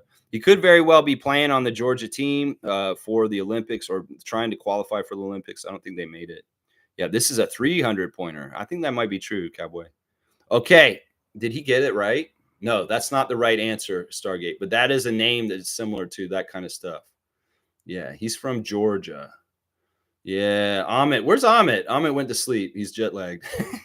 Amit's got to sleep for great granny. He's got to go see great granny. He's sleeping already. Let's see. Jake Sadalicus. That's really close. You know, that last name's actually right. I don't know. Does he have that as his that's not his first name though. You got the last name at least, Carlo. I think that's the last name is right? Is that his last name there? Yeah, that looks like his last name. Maybe Jake is just a nickname. I want to try and show it. Yeah, see, there's his name. I don't know. Okay, yeah, Jake got it. Yeah, Carlo got it. That's his full name. That's his real name. Iakovas Sakalidis. Yeah. Iakotas Sakalidis. If you're on delay, you need to go ahead and hit live, Jill. That's your own fault. If you're on delay, you hit live. That's under your control. That's not me. Okay, yeah, Carlo got it. Carlo got the one today. That is really hard. Look at this card. Look at how it's all laid out on the side. And like, it's just weird. Iakovas Sakalidis. And he's Jake. His name is Jake. That's what he used so people knew how to call him. Yeah, there it says Jake on the back. A member of the Greek national team since July 1998. 25th player taken in the draft. Amazingly, he really only started concentrating on basketball within the last 5 years. Crazy. Carlo, wow. All right, so he gave you 250 points. Carlo JS coming in on classic card scoring big time with Jake Taskalidis. I kind of remember him now as Jake. I remember a Jake guy like that for Phoenix. That kind of remember him now. Yeah. All right, let's see. Where are we? Got to go back to 928. Let's 928 and give me the cutoff today, guys. Even though, there's a lot to talk about, and maybe I should freak out for a little extra time. We got about 45 minutes still. So let's see. All right. Where was David? 28. Okay, here we go. Bryce is saying his energy is everything to me. He plays passionate defense. He looks like he takes pride in taking cookies. You're talking about Shead. See, in some ways, there's so many players, you're going to have to name them. David's saying, I bet NBA Shev's next video is just going to be him laughing for the first 6 minutes of the video. Yeah, I like that. If Shev's laughing, I'm laughing because he has the same sensibilities as me. I like it. Bryce saying, laugh out loud. David, I can't wait to laugh with him. Yeah, if he's doing that laugh, that's a good thing. I mean, it kind of makes me think of like, okay, maybe there should be a YouTube channel that's just somebody who has a really infectious laugh that makes people happy when they're laughing. Because that's kind of what NBA Shev does kind of in a way on his channel. It's like you get the infection of his laugh. His cackle. Oh, Fiercely saying, good morning, fam, and happy Friday freakout. I'm freaking out because we are stacked. Yes. Shopping spree was magical and fruitful. Thank you, Masai, Dan, Bobby in the front office. There you go. Fiercely's approving. I think a lot of Raptors Nation are approving. Sometimes when we do drafts, we leave it in there's negative Nancy's. There's people that are kind of like, this sucks. What did we do? No, I don't think anybody's like that on this one. I think all the Raptors Nation, for the most part, even the cynics, the pessimists, the fake fans, are kind of like, I can't complain about this. How do I complain about this? Oh, crap. How do I complain about this, Pensair? You idiots. How do you complain about this? That's right. Smooth saying, I have to admit, occasionally I watch the He Who Shall Not Be Named, and he does not like Davion Mitchell. It's fascinating. Well, he's got to pick somebody to hate. Seriously. It's like, it's usually a small point guard. It was like Fred, okay, and then it was Dennis, and now he's going to pick on Mitchell. Well, I don't think he's going to have to worry about Mitchell too much. Mitchell may come in and he'll do Malachi Flynn minutes, and he'll actually do something with the Malachi Flynn minutes. That's what I could see him doing. In some ways, Mitchell isn't guaranteed to be in our rotation. He's got to earn the spot, but he can. He's got that kind of mentality to do that. Yeah, he's talking about Pensair basketball, Bryce. Yeah, that idiot. Yeah. I like his videos. What he did to do to be names the who shall not. What did he do? Well, he's like the antithesis of me, Bryce. 2 years ago, when we were doing our channels, he was on an anti-Fred VanVleet campaign, And in some ways, he caused so much turmoil and problems for our team in the social media world by misleading Raptors fans and hating Fred and going after Fred and saying all this bullshit about Fred. I really blame Robert Pensair for that. So Bryce, he's not a positive Raptors content maker. He's always picking a target and going after them. And well, it sounds like his new one's going to be Davion Mitchell. In some ways, I'm so happy I haven't talked about Robert Pensair much on this channel recently. In some ways, I hope he becomes more and more irrelevant. But yeah, I don't condone watching him. Seriously. In some ways, that dude is a miserable fuck. And in some ways, yeah, he who shall not be named, because some people were talking about him too much around that time when he was going on the anti-Fred VanVleet crusade. So I really hate the guy. Honestly, he just switches names. He went from Fred to Dennis to Pascal, and now he wants to go after Davion Mitchell. I don't have any time for Pensair. He's just he goes after, he picks a certain Raptor and he just tears them down. And yeah, he can fuck off. That's what I can say right there. Yeah, Cool Cat saying, good morning, Raptor Freak Crew. We drafted an entire lineup for every position. My heart is full. Scotty's best friend and Kamshay, big man center I'm most happy about. Let's fucking go. Rebuild journey is on. Did you see the other center, Cool Cat? Brandon Carlson of Utah, 7 foot, can shoot threes. Yeah, we're stacked. We got the center depth finally, Cool Cat. We got it finally. Dana's saying, we don't say that name. We use that. Yeah, that's his emoticon too. Sad, sniffly person. Yeah, that's him too. Seymour saying, what pop, fam? What pop with you, fam? Good to see you, my guy. Good to see my guy, the sheriff, over in Calgary, Alberta, Canada, Seymour Pape. Tom saying, he has earned it. Just wait, and he'll present a new toxic agenda. Yeah, I don't care. I don't want him to hear about it. If you guys find out about it, tell me about it, I guess. And in some ways, if he's doing damage in Raptors Nation by putting out negative bullshit, well, tell me, and I'll be the antidote. I'll be the guy who's talking the other way against them. Because that's what I did 2 years ago. It's like, if there's a battle, it's Batman versus Joker. I'm Batman. He's the fucking Joker. And I'll beat his ass every single fucking time. That's the way I look at it, Bryce. Just so you know. That guy is like the antithesis of me. And if I have an enemy in the Raptors content world, it is Robert Misovich of Pensair Basketball. That's right. Let's see. Smooth saying, Bryce, he constant dislike of Fred and Pascal. Yeah, there's a lot of problems with him. Bryce is saying, okay, fair enough. I just recently started watching him like a few months ago. Makes sense, though. I'll keep an eye out for shit like that now. Thank y'all. Yeah, a lot of y'all watch him, and I don't have a problem with that. Watch him and come back and tell me if he's out of pocket if you want. But in some ways, I also, part of the reason why we said he who shall not be named is because we don't really want to promote him or talk about him on this channel too much. So it's really sparingly we bring up him.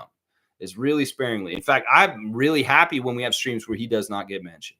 Yeah. David's saying he's just a negative Nancy, depressed. Yeah, he's weird. There was that one time where he was doing his stream and his porn search came up on the show. It's like everybody could see it on his show. It's like he's trying to show a clip. And yeah, he's trying to do live streams like me. He can't do live stream. Motherfuckers can't do live stream like Lex. Seriously, Luca tried to do it. They just can't. Their brain is not fast enough to read and react and talk at the same time. It's like you see them read like, and then they have to comprehend and they have to think about what to say. Nah, Lex is quicker than that. That's right. That's right. See, that's a difference. That's a difference between the Raptors Freak and what I do on this channel and anybody else. I say the professionals, you try and do what the fuck I'm doing every morning. Seriously. Y'all can't react to questions on the fly that you have no idea what people are going to say. I have no preparation. I'm going off the top of my head. You go ahead and try it, Luca. I've seen you try to do it. When you do the live stream, you can't juggle all those balls at once like my crazy ass brain can. That's right. Let's go. Let's go. Name is saying your new studio looks like an interrogation room. Yikes. Well, I'm thinking about painting the wall green and making it a green screen wall and having like the ability to do graphics behind me and do kind of weird stuff, like where I'm like in Paris or something at the Olympics. Just put the Eiffel Tower behind me and say, hey guys, I'm in the Olympics. And I'll fake you guys out. No, he's not. He's got a green screen now in his new studio. I don't know. This is in development, just like everything. This is the first look of it. It's really thrown together in like 5 minutes before the stream. I woke up at 9:07 and threw all that stuff up there just now behind me. I have to get this thing set up, and the look will look better. It'll look better, yeah. Smooth saying his attacks on those two were bordering on personal. It was bad. Yeah, he would say a lot of out-pocket, very nasty stuff. In some ways, he incited the personal threats towards Fred's mother and a lot of crazy-ass shit. In fact, I've heard from some people in the organization that there was a serious concern that somebody was going to try and poison Fred and his family while he was still on this team. Seriously, this is where things like this shit gets out of hand, where we have a player on our team who's worried about his own fans poisoning his mother and him. Seriously, that I found this through the grapevine. It's from people in MLSE that somebody had threatened to poison the Van Fleet family because they shared the hate of Panzer so strongly. That's why you're dangerous and you're full of shit, Robert. You're full of shit. And in some ways, I don't blame Fred for being pissed at the toxic fans of the Raptors for talking shit about his family and his mom. Seriously, there's some lines you just don't cross. And Robert Misovich is not afraid of crossing them, that piece of shit. Yeah, I'll say that. I'll say he's a piece of shit. And if he wants to fucking debate me live, I will fucking take him down like this. Yeah. He can't even, I will spin circles around him verbally if he tried to debate me on Raptors topics. Because first of all, I'm more knowledgeable about basketball, the Raptors history, and I am a much better orator with better words that can fucking debate his ass to the ground. You're going to see two geriatric men debate in the U.S. for president? You see two Raptors fans, Raptors content people debate, you will see me destroy him at a podium. Seriously. If that event ever got made, Country Calm, he was trying to get it together. He's like, I'm going to talk to Misovich, and we'll try and get you guys together, and you can have a showdown. Woo-hoo. It won't even be fair. It wouldn't even be fair. I'm telling you right now, I would destroy him. I would destroy him with logic and reasoning and kick his ass. And Mike would be there behind me with the logical Raptors fanatic right behind me.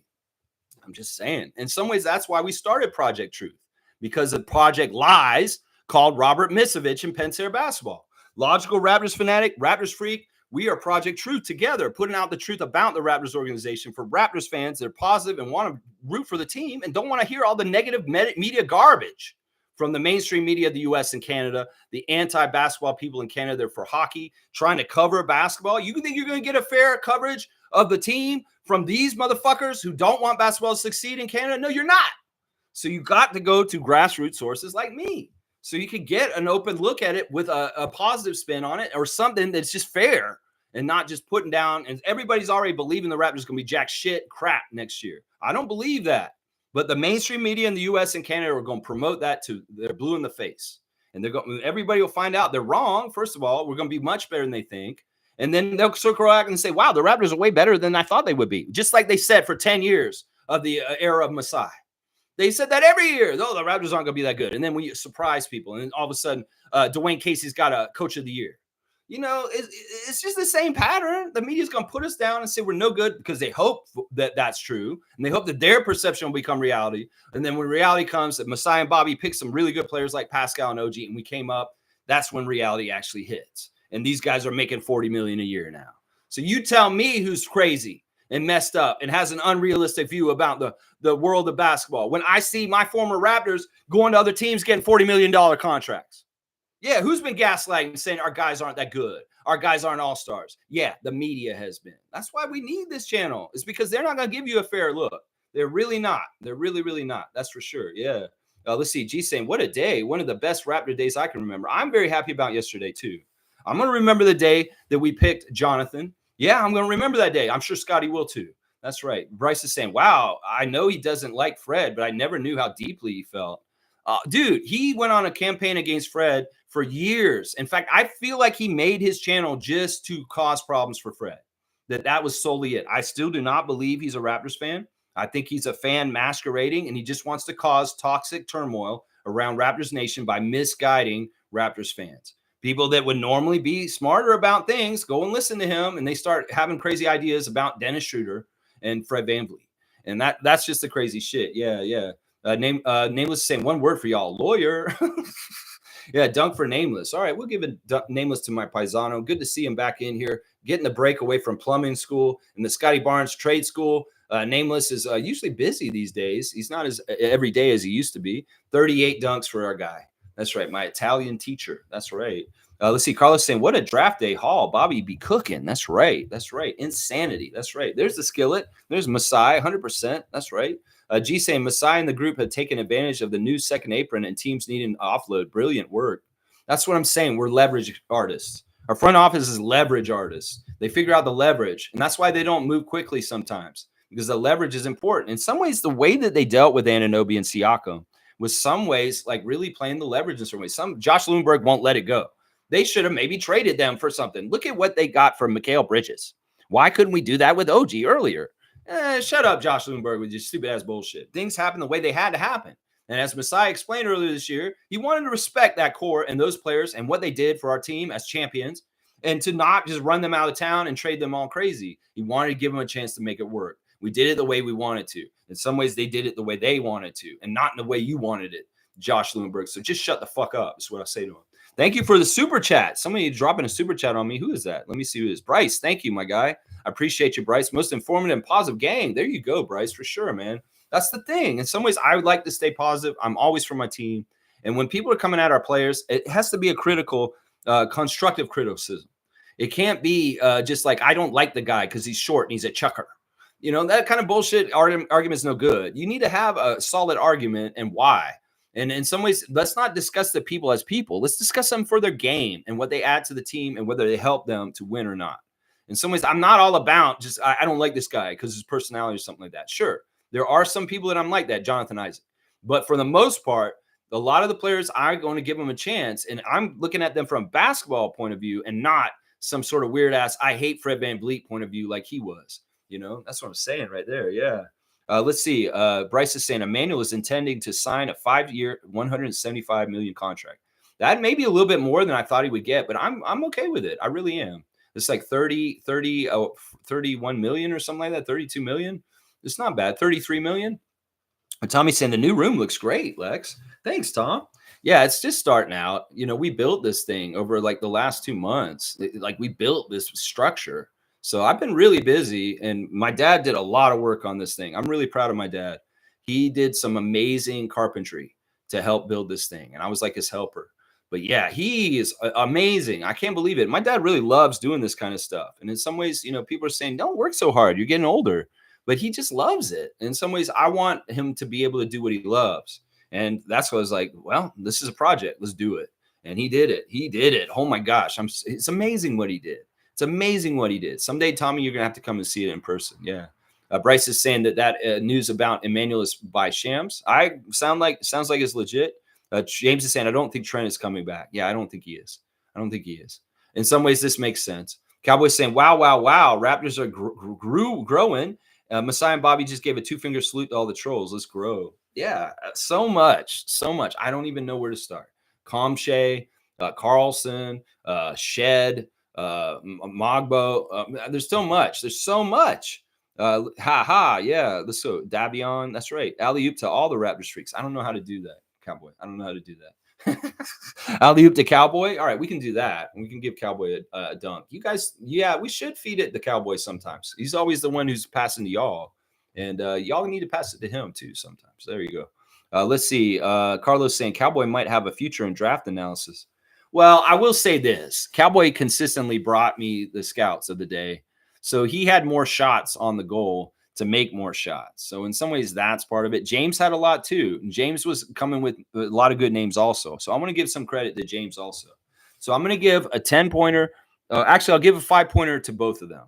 I appreciate both James and Cowboy for being very active and asking me to do scouts during this draft season. You guys brought me a lot of names, and I really appreciate you guys for doing that. So James, you're at 16, and Cowboy, you're at 65 now. So yeah, both those two guys were MVPs for our draft season for sure. James and Cowboy.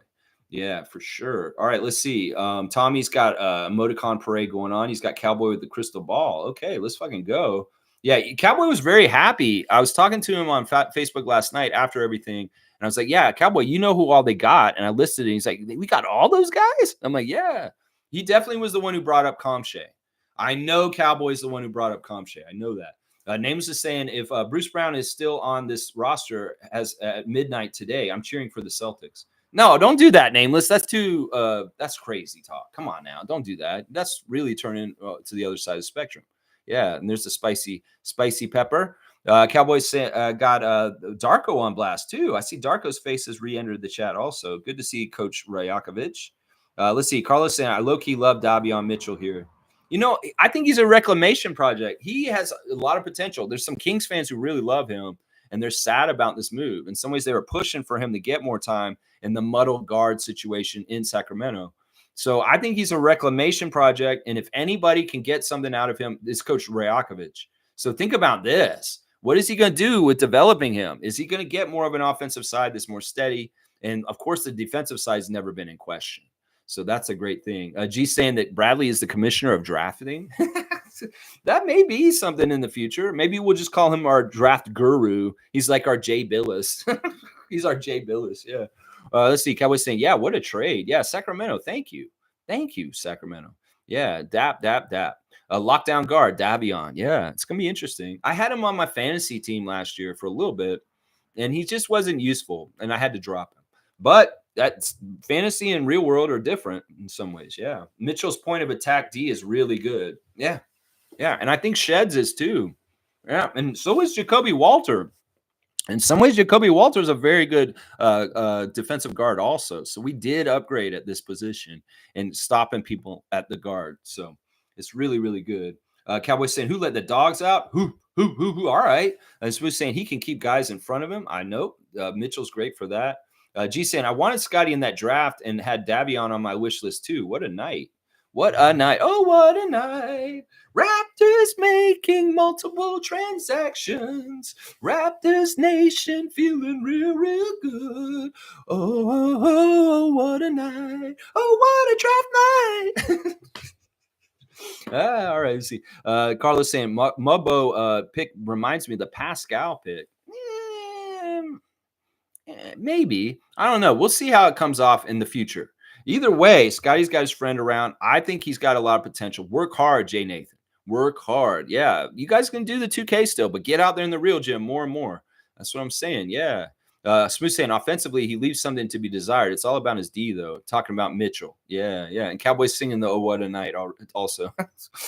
Fiercely saying Mitchell was annoying when he played against us. Very disruptive and intense. He's a dog. Veshenkov specializes in threes. And he's a scorer, and he's savvy, and he's a vet, and he has a certain experience from overseas. He's a winner, too. Like, if you look at Veshenkov's resume, he's won a lot over in EuroLeague. And as I said, he led the EuroLeague in scoring one season. Recently, in 2023, he led the EuroLeague in scoring. So this guy puts the ball in the basket. In some ways, he's like a European Joe Ingles. Let's just put it that way. That's kind of what his body type and how he plays is. He's a European kind of Joe Ingles. He's going to hit some threes, and he'll get some rebounds also. Yeah, IQ is signed. So it's official. IQ is signed. All right, let me go look at that right now. We're going to go to Twitter, and let's see. Is he signed for sure right now? Because we can do RFAs right now. Let's see. Oh, let's do some live Twitter reads. All right. 36 minutes ago, Josh Lewinberg said, Jonathan just called Scotty Scott. They must be close. Duh. Lewinberg, where have you been? I've known that Jay Nathan's been close to Scotty for like 2 years now. He was there in all the Twitch chats with us. Jay Nathan was there playing the 2K with us. We heard his voice talking with Scotty 2 summers ago when we were there with him. I was watching them for like 200 hours that summer. I think I saw him crying at my draft party last night. It was tears of joy. I didn't shed a tear. I had to be the stronger one. Scotty was crying, but Jonathan wasn't. So they have a press conference with Jonathan this morning, apparently. And Mobo jokes that he's been mistaken for a Chua at least once every time he's been back in Toronto. Is it my hair? So that people keep thinking he's a Chua. In some ways, there's a lot of comparisons between him and Precious. They're a similar kind of athlete. I'm not going to lie. Then it finally happened. I met Precious at dinner, and I told him the story, and he's like, he does kind of look like me. So Precious agrees that he does kind of think Jay Nathan looks like him. Also, Jonathan said it takes a little from different players. Naz Reid's ability to read game and attack mismatches, PJ Washington's role awareness, and Barnes' passing IQ and his hunger for the game. It tends to improve his shooting at the next level, but doesn't want to change who he is as a player. I love it. So you see Jonathan in the press conference. Also, Jacoby's talking this morning. So they got a bunch of them in there. Yeah, this is really good. This is really, really, really, really good.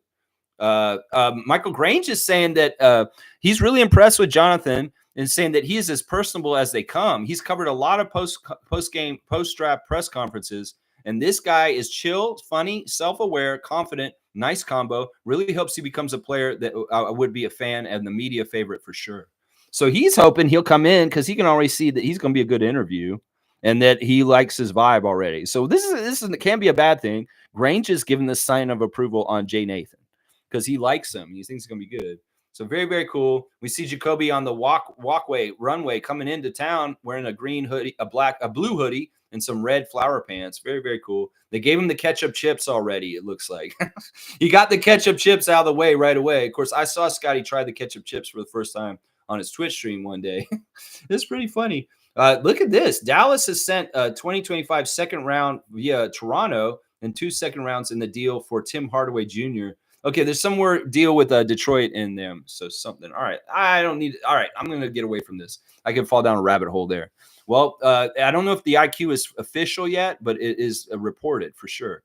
Let's see. Carlos saying Jamal Shead is that player that picked up the garbage when his coach kicked it. Great character guy. Future Fred VanVleet. Yeah, there's a clip of Jamal Shead. Like what happened was the Cougars were mad and they were leaving the court and his coach kicked the garbage over on the ground. And then another player came by and kicked a chair too. And well, Jamal, instead of following his coach's lead, he went over and picked up the garbage and put it back in the garbage can. And it's like one of these moments. It's like one of these Christian moments or something. Do the right thing. Be the right person. And in some ways, people are really impressed with that. They see that clip of Jamal Shead picking up the garbage, and they're like, wow, this guy's a character dude. It does say a lot about that. In some ways, that his morals and principles are very high. In some ways, he's going to fit real nicely in with people like Emmanuel Quickley and Scotty Barnes.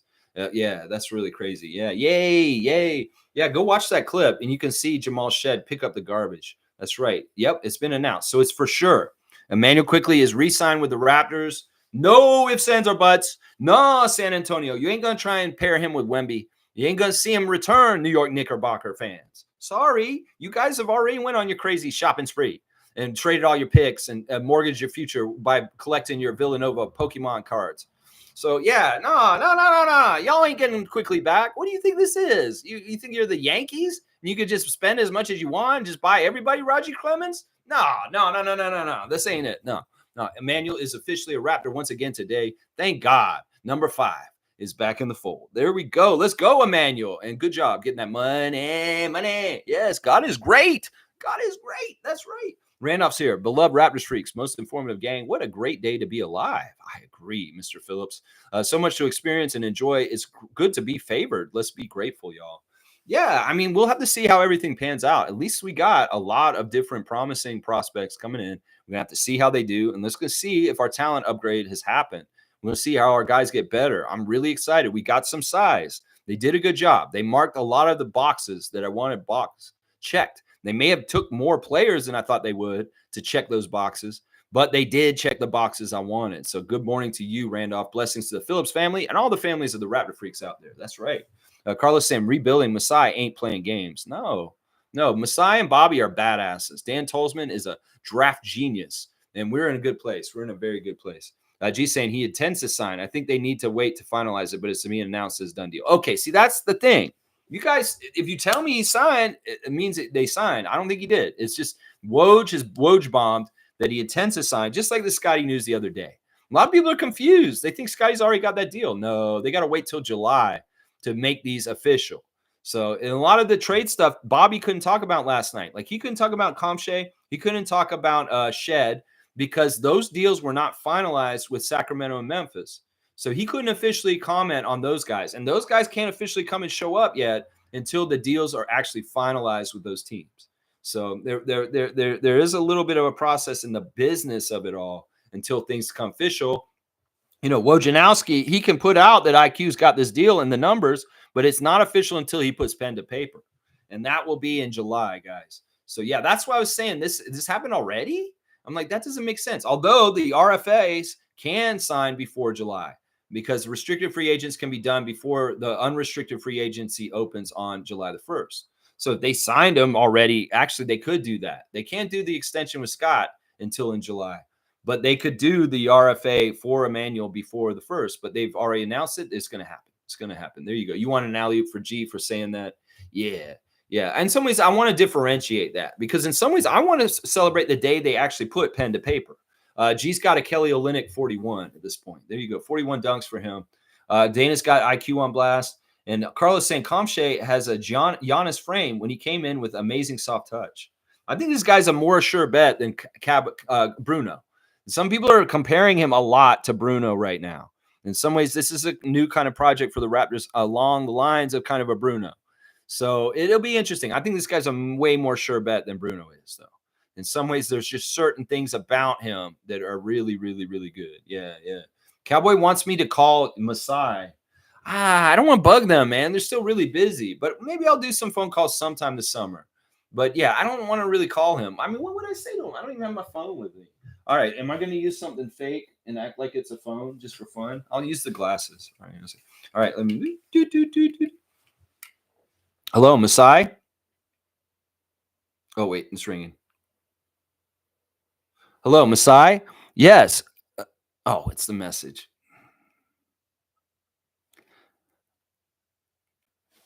Dude, hi, Masai. This is the Raptors Freak and the Raptors Freak family. We just want to call and thank you for such a great second day of the draft. You and Bobby and Dan did a good job. Thank you. Oh, I got to talk before it comes out of the buzz. Thank you. We love you, Masai. We trust you. Bye, bye. Oh, this is all right. I got it in there before it's done.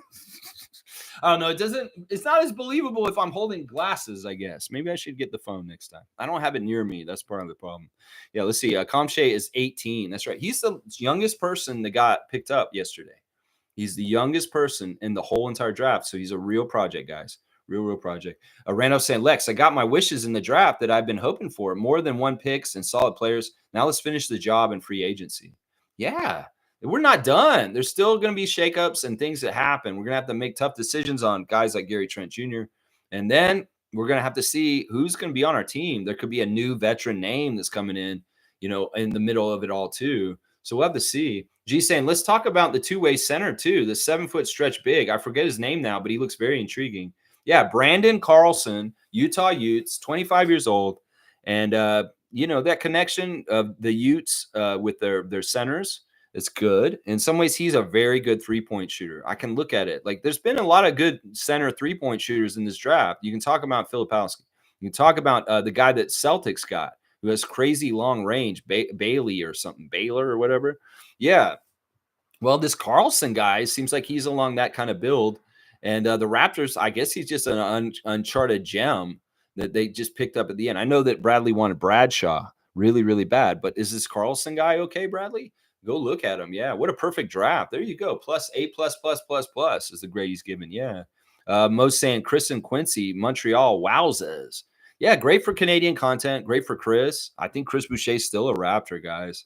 As much as everybody thinks he's going anywhere, he's under contract, and he's supposed to be on our team next year. Fiercely saying, real talk, do you think it was planned for the Lakers to get Bronny, or did they have no choice because nobody was drafting him? No, I think it's exactly what I said earlier, that LeBron said, you have to draft him, Lakers, because I don't want my son to not get that feeling of draft, like getting called and being officially on the NBA history as being drafted. In some ways, that matters. If they had just waited and signed him undrafted, which they could have done, honestly, I don't think anybody was going to take LeBron's son. If they waited just like 4 picks and they could have drafted somebody that they wanted other than him and gotten Bronny still at the end of it. But I'm pretty sure LeBron James wanted to make sure his son's name was called, is what I'm saying. Carlos saying, this is such a Masai way to draft, getting pieces in the second round. Yeah, the first round was great. We've had a gem fall to us at 19 that probably shouldn't have happened. Jacoby Walter is going to be amazing. And people are going to realize that guy was such a steal. As much as people have said, OG, holy crap, look at where the Raptors drafted OG. Look at where the Raptors drafted Pascal. This is the same kind of player. He's going to come up like those guys. He could be even better than both those guys. I'm serious. Siakam is one of the greatest Raptors of all time. But Jacoby Walter, if he gets things going the right way, he could be really, really good, guys. He's that kind of dynamic scorer and baller and hooper that in some ways, Jacoby Walter, Raptors Nation is going to really like him. Trust me. They're really, really going to like him. It's going to be crazy. Let's see. Cowboys saying, yep, and yep. Masai. Dana say Rich Paul told teams not to draft Bronny or he'll go play in Australia. I know. It's messed up. He shouldn't have been able to do that. In some ways, everything's lawless at this point. The officials and everything is corrupt. Whether it's the U.S. government, the Supreme Court, the NBA, it's all corrupt at this point. Yeah. G saying that Jonathan reminds me of Precious and with some potential IQ in passing, better at passing and IQ. I think his passing is way better than Achua already, but I don't know about the IQ stuff. And they may not have the same talent ceiling. And also Precious is bigger than him. But I like what we just were talking about with Jonathan talking about being mistaken for being Precious. I'm sure you can walk around Toronto and say, hey, Precious. People, idiots, casual Raptor fans, people that just aren't paying attention. Say, hey, Precious. No, my name's Jonathan. Hey, Scotty's with Precious. They're at the CBS. No, that's Jonathan. And but Precious did get the seal approved. Say, yeah, you do look like me. Yeah, he said that. Yeah, you do look like me. Yeah. Yeah, let's see. Dana's giving the 2-finger salute today to the Lakers and everybody associated with them. JJ Redick. Tristan's got the logo on blast. Carlos saying Filipowski's girlfriend backstory is so scandalous. Yeah, I don't even want to know about it. It's just saying his girlfriend's backstory. Yeah, I don't know. We don't need to be getting involved in Mormon cults. And in some ways, dodge a bullet, not taking Kyle Filipowski. Seriously, dodged a bullet. I'm telling you right now. David's saying his player comparison was Kelly Olynyk. We already have Yak and Kelly. Didn't make sense unless they were packaging him with Bruce Brown in a trade. You know, I thought that too. When they kept bringing up, well, this is a great pickup for the Raptors because they'll have a backup for Kelly that's like Kelly after Kelly leaves. Yeah, I didn't understand that logic either, David. I kind of stood with you on this. I mean, I only was saying Filipowski because he looked like the best center available in the day of the draft yesterday. After the first round, he was the best one available, and I wanted a center. But I did also say I want Jay Nathan also. And the other one was Tyler Smith. Tyler Smith going to the Bucks. Yeah, let's see. Smooth saying, Lewinberg saying that's a lot of money for a player with a relatively small track record. Lewinberg is a little clown. Yeah, I don't know who he's talking about exactly. Carlos saying, I love how MLSE is handing out big contracts. Maybe Pelly really is good for it. Well, they're not really. I mean, listen, we're being very cautious, and we're investing in Scott and IQ this summer. RJ's got his contract already. Jakob, $20 million a year is a steal. You know, in some ways, Scotty, yes, he's the right person to put big, huge money, all the money in the world at. And IQ is the next guy on the team like that. But in some ways, don't think that MLSC is tightwads. It's just they saw the 40 million contracts coming for Fred, Pascal, and OG, and they were like, nah, this is our past. We're moving to the future, and the future's around Scott. And that's it right there. Yeah, Keith Pelly, hey, we like you, man. Don't cheap up on the Raptors. You're the new head of MLSE. Please take care of our team. You know, we love basketball in Canada, and Raptors fans want our team to be able to have the resources to get the best players so we can try and win championships. So, yeah, don't be tightwads. Pay Scotty, pay Emmanuel, thank you. And, yeah, be smart about who we pay. And if we have to say goodbye to certain people like Siakam and Anunoby, well, it's tough to say, but it is the right thing. You can hold on for sentimental reasons, and it's the worst decision that you make. So I'm really glad that our team is ready to go forward into the future with the newer people. And we didn't hold on to old players that we had before just because of sentimental reasons. In some ways, that's what a lot of people wanted on this channel. And I was okay with it. If there was a way to keep Siakam on our team, I wanted it, but there wasn't. And now we can see why. We can see why, because of what's going on this summer. You can see it now. Yeah, what a draft. That's right. David's saying, ironically, if we had our 8th pick, we were picking Jacoby Walter. Laugh out loud. That could be. That's actually really funny, David. I'm going to give David a dunk for that. That's actually could be very true. 133 dunks for David. Yeah, that could very well be true. We could have maybe taken him there, and it wouldn't have been that crazy of a stretch. Let's see. G saying, yes, thank God the cheap days from MLSC seem to be over, and they're paying for basketball too. They never really had cheap days, guys. Bobby has been clear in like the last 5-6 years that MLSC is not trying to be tightwads and not help them. It's just, you got to understand, salary cap is a very important puzzle. And you can't just make moves just for the sake of making moves. The Raptors are very methodical and very patient and very careful. And in some ways, that's allowed them these levels of flexibility to do all kinds of crazy stuff like they did yesterday. So it's not actually what y'all think. It's not the ownership being tightwads. It's that the Raptors are smart and thinking for the future, and they don't want to get locked down in a crazy contract that's going to hurt them in the long term. So they're very methodical and very careful. And that's mistaken for being cheap. That's not true. They will pay, and they are doing it now with Scotty and IQ. Yeah. Let's see. David's saying, so do all you worry about us losing our pick? Don't worry. We found it. Yeah. In some ways, it's just optics. It's just casual, lazy fans seeing something like this, and they just think it's a fail. In some ways, the NBA loves those kind of optics for the Raptors because any way to make us look like a failure as a front office is a win for them. Because then, honestly, they really do want our guys to go and run other teams, because they know they're successful and the Raptors are going to be a winning place no matter what. It's just how it is. Ujiri is like that. Bobby Webster is like that. and they wish they could have these guys, and they probably still are trying to get them. It's crazy. Yeah. Alley-oop for David. I got that already. Yeah. Yeah. Shaking my head. Let's see. Tommy's got Jacoby in the diamond. I like that. King's back. All right. Good to see. To the points, King. Brian, what's up, Freak Nation? I'm tired of every media outlet talking about Bronny. Me too. I mean, I get it. This is historic. This is what the Griffeys did in Major League Baseball. Ken Griffey Sr. and Ken Griffey Jr. playing together on the same team, playing against each other. You know, this is historic. It has not happened in the NBA. And most players cannot play long enough in the league where they're still playing when their sons are old enough to play. Well, it's going to happen with LeBron. And in some ways, this is NBA orchestrated by the NBA and Adam Silver and LeBron James. They want this to happen because the storyline is just so good. Whether it would have happened in a vacuum without the conditions of I'm LeBron James, supposedly the greatest player ever to play in the NBA. And I have a lot of pull and leverage. And Adam Silver, you'll listen to me. And you know what? I love this idea, LeBron. This is going to be great for the game and story. That's what this is.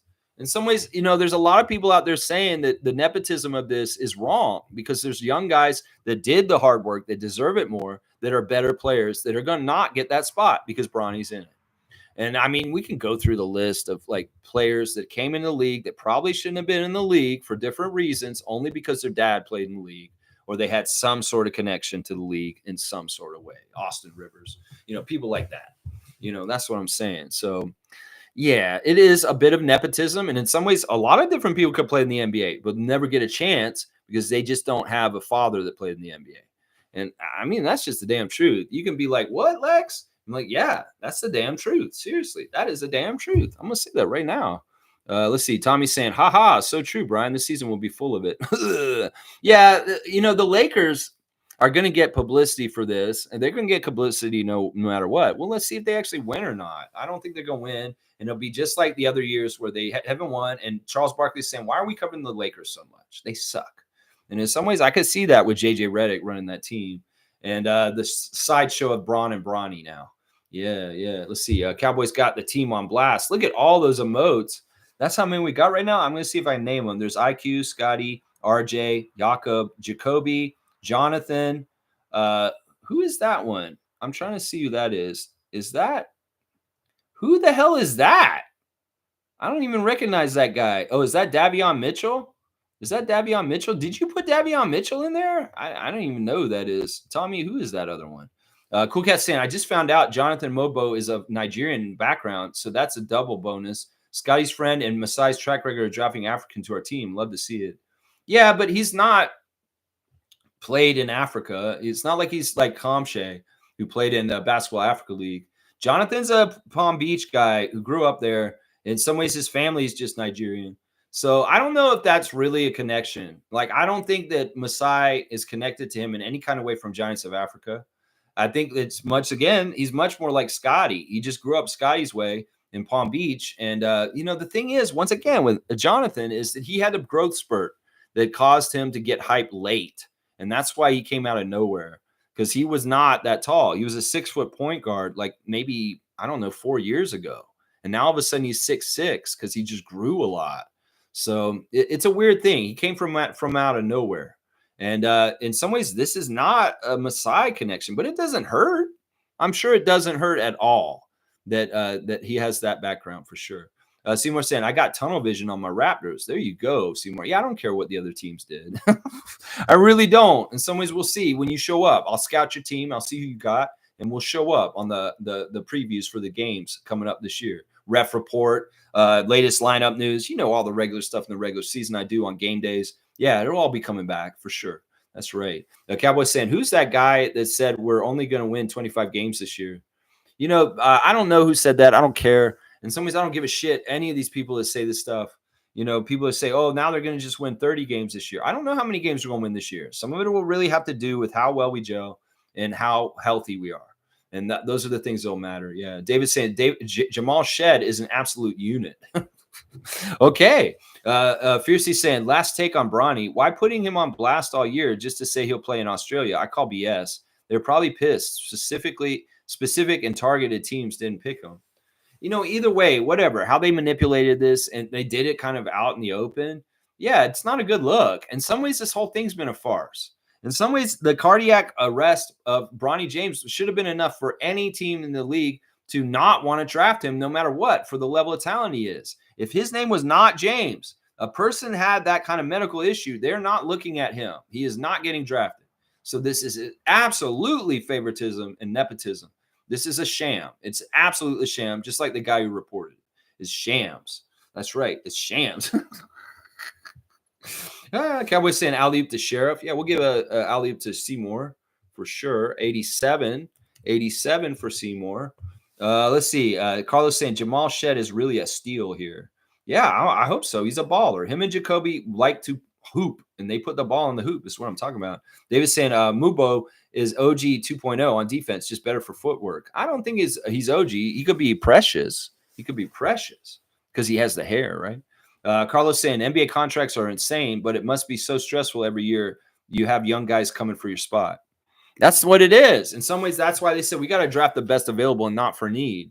Because in some ways, Dan Tolzman said, we want to stir the pot with competition on our team. Don't get you resting on your loyals there, Marquise Noel. There's guys coming for your spot. And that's the way it is every year. It's hard to stay in the league. There's guys coming in every year, and you got to be better than the new crop coming in. You better show flashes of development and potential coming up and getting better and better. If you're not, boom, you're out. The next guy's coming in to take your spot the next year. And boy, there's a lot of guys coming in as of yesterday to come take spots on the Raptors roster for this year coming up. Now, of course, Quincy will be on the 905 completely, will not have a roster spot on the Raptors. Carlson is two-way, so he'll be sharing time between the two. I could see Shed and Jonathan possibly being two ways also. And I don't know what that means for DJ Carton. Could very well be that DJ Carton is wiped off the books also at this point with the new point guards coming in for us. And maybe that he's coming to Summer League and he's going to be fighting for a spot on the roster between these guys and how the two ways will end up before the season starts. Because we get 3 two-ways. And in some ways, they're already giving one to Brandon for sure. Brandon, and that's smart. I like that right there because he's useful on both levels. And they better use him on both levels, Drew Jones. Put him on 905 games and let him come up to the Raptors and get some good development on the big level also. Now, do you waste a two-way on Jonathan, or do you just let him float between the two in the ways that he can? I think you can do that. Or, Shed might be on a two-way too. So we got to see how the two ways get figured out. That's right. IQ got that bag. Not yet. It's reported. The official signature on the paper will come in July. Let's see. Jonathan is a Raptor pick. I love that. And Mo's saying that IQ jersey looking really effing nice right now. Don't get me emotional. Look at Mo. Mo having such a good birthday this year, getting the signed IQ jersey, sending him a message, and now he's getting paid. That's right. Duke saying Raptors to retain Emmanuel Quickley with a 5-year, $175 million contract. So awesome. Yeah, I love that so much. Duke Rocks is here. I said Tommy Duke. That was a crazy last night. Feel great about the Raptors. See, our former Raptors fantasy champion, Duke Rocks, is feeling real good about the moves we've done in the last 2 days in the draft. 8 new players coming to the Raptors. We're going to have to see how this goes. And once again, every day we'll be talking here as each little bit comes. We will be talking about it and analyzing it and getting y'all's opinions out there. Great signing. Tristan saying, Tommy's saying that we the North have our new team. I got to put that flag up on the wall, the We the North flag. Let's see, 5 years. Yep. Generation wealth. This is great. IQ is going to be locked down for 5 years on our team. That's fantastic. Him and Scotty going to be on big time contracts and for a long time with the Raptors. And this is what we wanted. These are the right guys. Cowboys saying, NBA, watch out. Here comes the Raptors again. Army. That's right. Masai Army. I love it. Bryce is saying Kamshay only has been playing ball for 5 years. Interesting to see what Masai can do with him. That sounds like another Cameroonian named Pascal Siakam. Yeah. Let's see. With the Darko Rajakovic development coach, with these young guys coming in, look out. People are going to be seeing why Darko's a great coach for the Raptors more and more very soon. Watch. We're very, very soon. And I love that Drew Jones is going to be down there now on 905. Hopefully the switching will make more sense between where players are and what they're doing as far as going from 905 to the Raptors main roster more than it did the last 2 years. A lot of the switching back and forth of the players between the two teams did not make sense to me. Oh, I'm over 2 hours. So it's a little bit of a lexicon. It's so much to talk about. Might as well. Wayne's here. Good to see Wayne. Raptor Freaks, I'm very happy. Why? Why do I like Sacramento Kings? Why? Thank you, front office. You can do no wrong. Yeah, Wayne's really impressed with the deal with Sacramento yesterday, the fleecing. Yeah, we like fleece sweaters. Fleece sweaters. Randall's saying, Lex, Dallas has traded Tim Hardaway Jr. and 3 second-round picks to Detroit for Quentin Grimes. Sources say ESPN. Well, he is not him still. And he can go to Dallas and he's still not him. But yeah, Tim Hardaway Jr., respect to the Hardaway family. There you go. Brian saying, been saying for years, the 905 have to restart the bench mob. Yeah, adapt to you, King, for sure. That's true. That's true. It's key for us to win a championship. We need that bump up from the development league and the talent on the end of the bench to make the bench fleshed out. The starters are going to be fantastic and badasses like Kyle Lowry and DeMar DeRozan and those kind of guys, but that bench mob needs to be coming up to challenge them. And I love the period that's coming up, hopefully, where the Raptors have a 905 contingency of bench mob that is challenging for minutes with the starters because they're playing just as much as a high level. When that period was going on with guys like Fred VanVleet, Norman Powell, DeLon Wright, and Pascal Siakam, woo, our bench was so good. In fact, sometimes I wanted the bench to come in, like the starters would be like not that good. Damari Carroll and Scott, DeMar and Kyle, and they're not as good, Jonas Valanciunas. And all of a sudden we'd throw the bench in, Jakob Poeltl and them, and boom, they were playing way better than the starters were. I want to get back to that period of bench mob. Excellence. That's right. Tristan saying he got drafted by the Jazz. Who did? I'm not even sure who. Filipowski. Yeah, it totally makes sense that Filipowski would go to the Jazz. Yeah, Duke saying ESPN says quickly intends to sign. Yeah, we got this. We got this. Good stuff. Definitely good news. 20 dunks for me? You want me to get 20 dunks? That's a little bit ridiculous, but I'll do it. Why not? I'll give the people what they want. 81 dunks for Lex. Wow, I just rocketed it up. There you go. The grind is real. That's right. Every day, 9:30. Look out. Very real.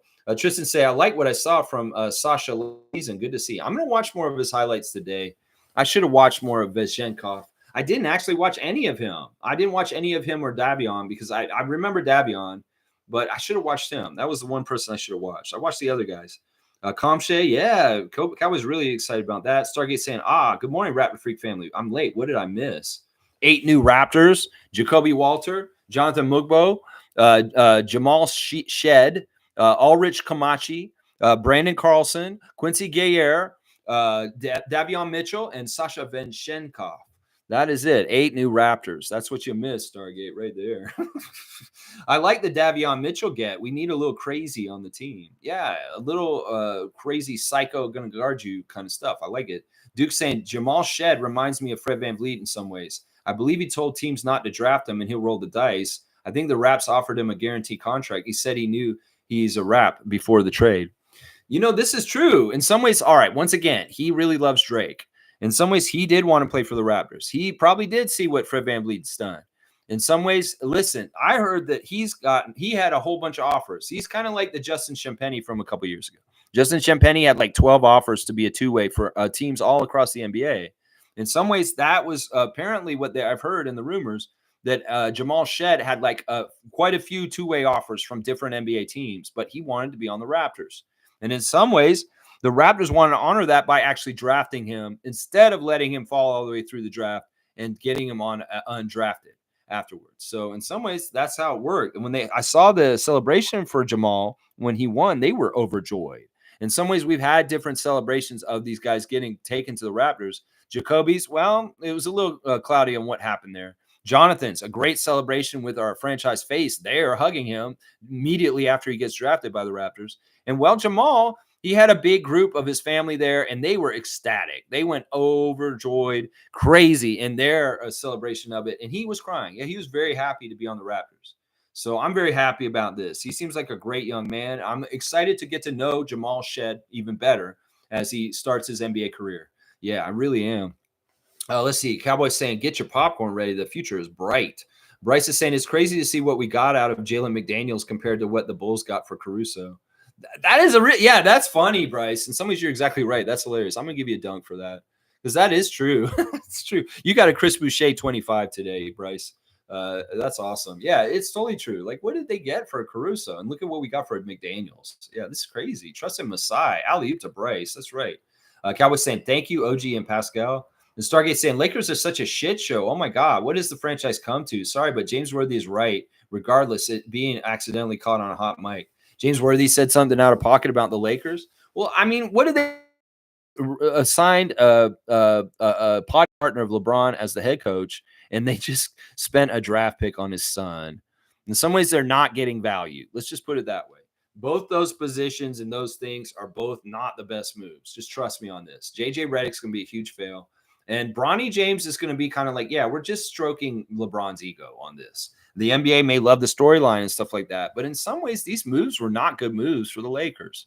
And Lakers Nation is going to find out in the next couple of years. Watch. Yeah, and James Worthy's not pleased. And he cares. Let's trust me. James Worthy cares about how the Lakers do. Firebolt's here. All right, we got both coasts checking in now. We've got our East Coast Maritimes Raptor Freak representative, Carla, who's on the East Coast. Firebolt's here. Good morning, Lex and Raptor Freak family. The future is bright for the Raptors. Thank you for being here, Firebolt. I know you're often watching and not always commenting, but she's excited about what's coming up, and she wanted to put her 2 cents on it. You got the Kawhi Leonard, too. I'm not even going to say Jalen McDaniels, too. I'm going to say Kawhi Leonard, too. That's funny. That's so funny. All right, Duke saying King's podcast reported the trade was financial to make room for an offseason signing. I would say it's a fleecing, but more benefiting from circumstances, wouldn't say. Yeah, it's what they needed at that time. And in some ways, well, Masai and Bobby analyzed that the Kings were in this particular position and that they were ready to be fleeced. Yeah, it's like those really shaggy sheep you see in the farm. Say, oh, that I tell you, Edna, our sheep really needs a good shearing. It's getting too hot today. Let's go fleece it. Yeah, they could tell that the King's sheep needs some fleecing. They need to cut some wool off of it. Fiercey saying, fellow Montrealer Quincy Guerriere is of Haitian descent. Yes, look at Fiercey. Fiercey and Chris Boucher celebrating the Montreal native coming in on our Exhibit 10 to play for the Raptors 905 this season. He will not be appearing on the Raptors unless he has an amazing season. He gets converted to a two-way somehow, some way. But I don't think that's likely. And I love that he's a 6'8" power forward. Is another size. Put him next to Kamay and Carlson. Looks like we got a good front line. Seriously. He could be the small forward. You put Carlson at center, Kamay as a power forward, and then you've got Quincy at small forward. Yeah, that's a good front line for the Raptors 905, and we may be really trying to win something on that level this year. Yeah, let's go. Stargate saying Jonathan is Precious's replacement, and Shead is Malachi's. Yeah, Malachi doesn't need a replacement. We don't need what Malachi used to do.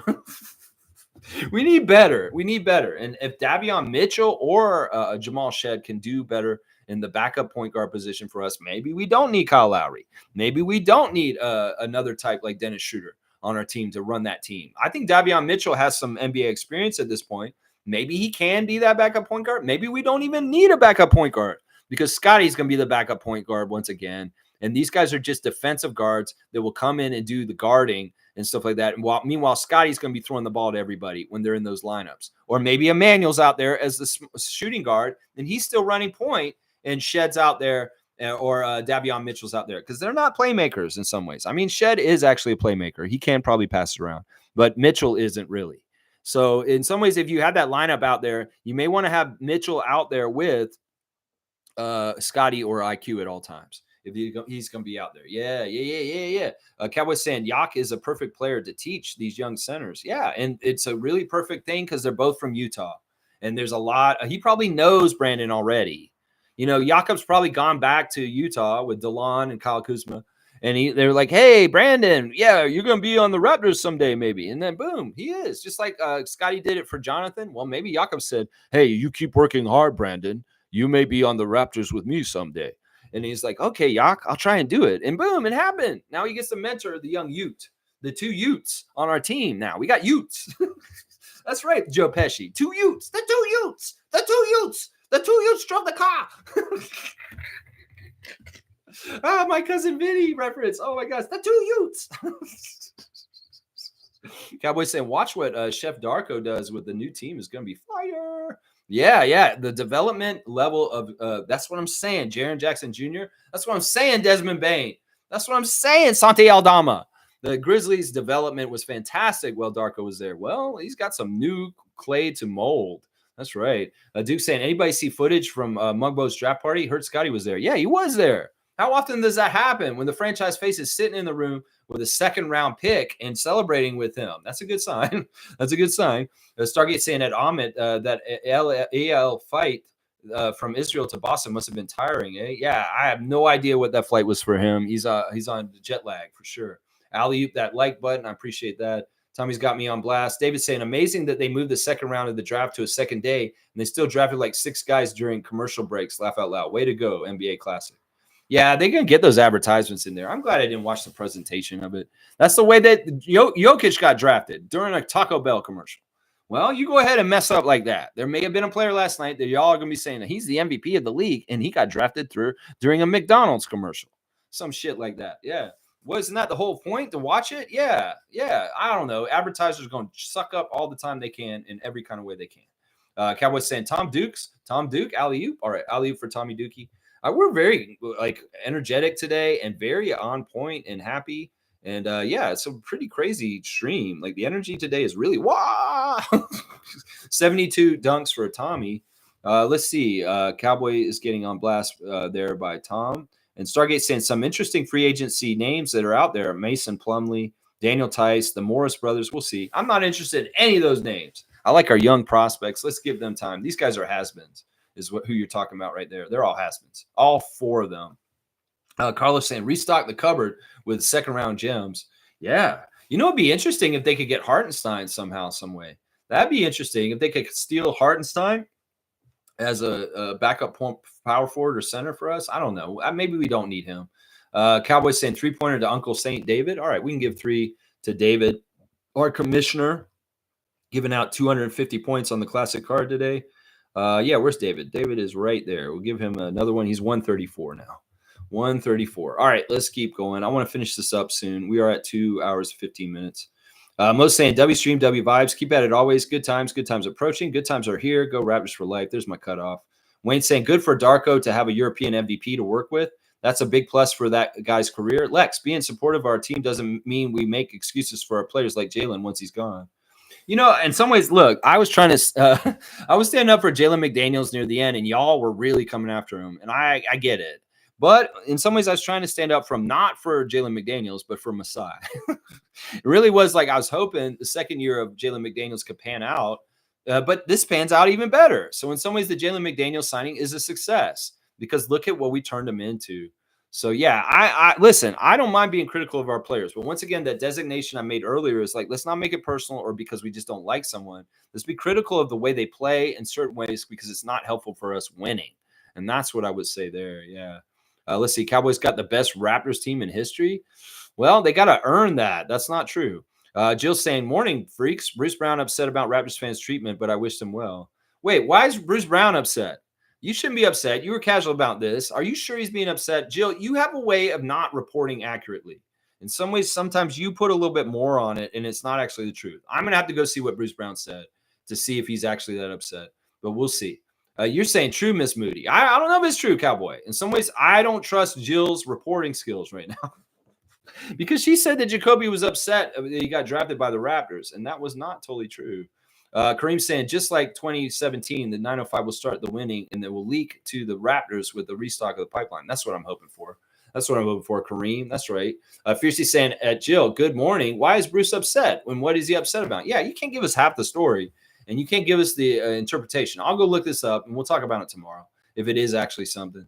Let's see. Cowboys giving a dunk to Kareem. All right, we can do that. Lots of dunks. In some ways, I want to get out of here, Cowboys. So I want to lessen the dunks. The dunks do slow me down. 178. Let's see.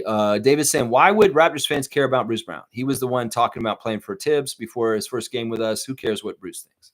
Yeah, we'll figure that out afterwards. In some ways, there's too much to talk about today. The Bruce Brown deadline is tonight. We'll do the Bruce Brown talk tomorrow on the Saturday Share the Love Club. In fact, guys, we're going to do a special Share the Love Club that's different. It's not totally normal. Let's just put it that way. We're going to do a different Share the Love Club. I don't want to talk about who we're doing the Share the Love Club for yet today, but I will reveal it tomorrow. And it's going to be very special. It's going to be a very special Share the Love Club. Maybe one of the most special Share the Love Clubs I've ever done, honestly. So, yeah, we'll see. Jill saying, hi, Fiercey. Bruce Brown's on Twitter yesterday commenting on people's mean comments. You really don't want me? No Raptors anything on his Instagram. Okay, see, that fleshes it out a little bit. I'll have to go investigate this. In some ways, once again, we don't care what he thinks in some ways because in some ways it is what it is. He's been so casual about being a Raptor. Why does he think that we would be casual about him too? We should be casual about him because of his situation for sure. Kareem saying, somebody give me an alley-oop. So I'm so hyped. The adrenaline is going to make me rip the rim off the hinges. Shaq shot style. Yeah, don't break the rim. We need it to play. Come on now. All right, let's see. I want to just finish up and get done. There shouldn't be very many more comments, guys, because really we do need to go ahead and respect. Milbester's back, guys. Milbester's return. Knicks fan is returned. Oh, and he's filling it up too much, guys. All right, really, there should be a cutoff, guys. Seriously, y'all need to respect the cutoff. And y'all are talking way too much in the chat. Seriously, I know we're excited, but okay, where am I? Before Milbester. And yeah, Jill's showing up too. These are the two notorious fill up people that just fill it up way too much on my channel. Jillian and Milbester. Way too many comments sometimes. All right, let me see. All right, Tom Stukes saying, here's 2 cookies. Yeah, guys, I'm not giving more dunks or cookies right now. We've given too many. I need to get done. Let's say no dunks after 2 hours, please. Let's see. Bruce Brown, we really, really don't want you. Get it right. David said that. Most saying, what do you mean? What do I mean, Lex? I'm a regular at games. You forget. I don't understand what you mean when you say that. Like you find out things before. I don't know what you mean, Mo. In some ways, I'll let you say whatever you're going to say, but I'm not understanding what you mean exactly. Either way, let's see. Cowboys saying, I mean, we all see the games at the same time. Unless you're going to talk to Messiah when we're not talking, you find out stuff quicker that way. I don't know. Maybe you do have an insight knowledge from people from the inside or something like that. I just don't understand what you're saying when you say that. Let's see. Cowboy saying alley-oop. No more alley-oops, Cowboy. No more alley-oops. Okay, so we're just getting a classic card now, y'all. This is way, way too much, guys. Way too much. You guys got to respect my cutoff. Seriously. Let's see. Jill's saying, I don't want to read that. I don't understand that. That doesn't make any sense. All right, these are all the answers. I'm going to just go past them. Yeah, it took us a while to get that one. Jake Sakalidis.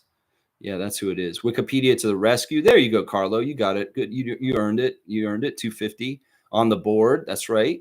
Kareem saying only person who knew who this guy was is his adoptive parents.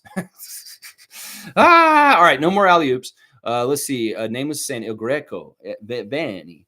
Let's see. Good job, Carlo. Yeah, I agree with that. There's he who shall not be named. Randolph saying, Lex, our front office manages right. They don't make rash decisions. They are patient and never seem to panic when fans are. I believe their expertise makes other front offices afraid to deal with them. I agree with that. I agree with all that. Yep. All right. Here's Milbester. Our Knicks fan has returned because I've unblocked him. He got a little big in his britches. Talked some shit. He's coming back. Let's see. You come back. You got to make sure you didn't piss me off again because I'll kick you right back out. He's saying, hey, Lex, I saw the Mitchell trade with the Raptors. NBA draft wasn't deep this year. We got Mikal Bridges, and they drafted Tyler Kolek, who's really, really good. OG re-signed too, but they're trying to re-sign Hart.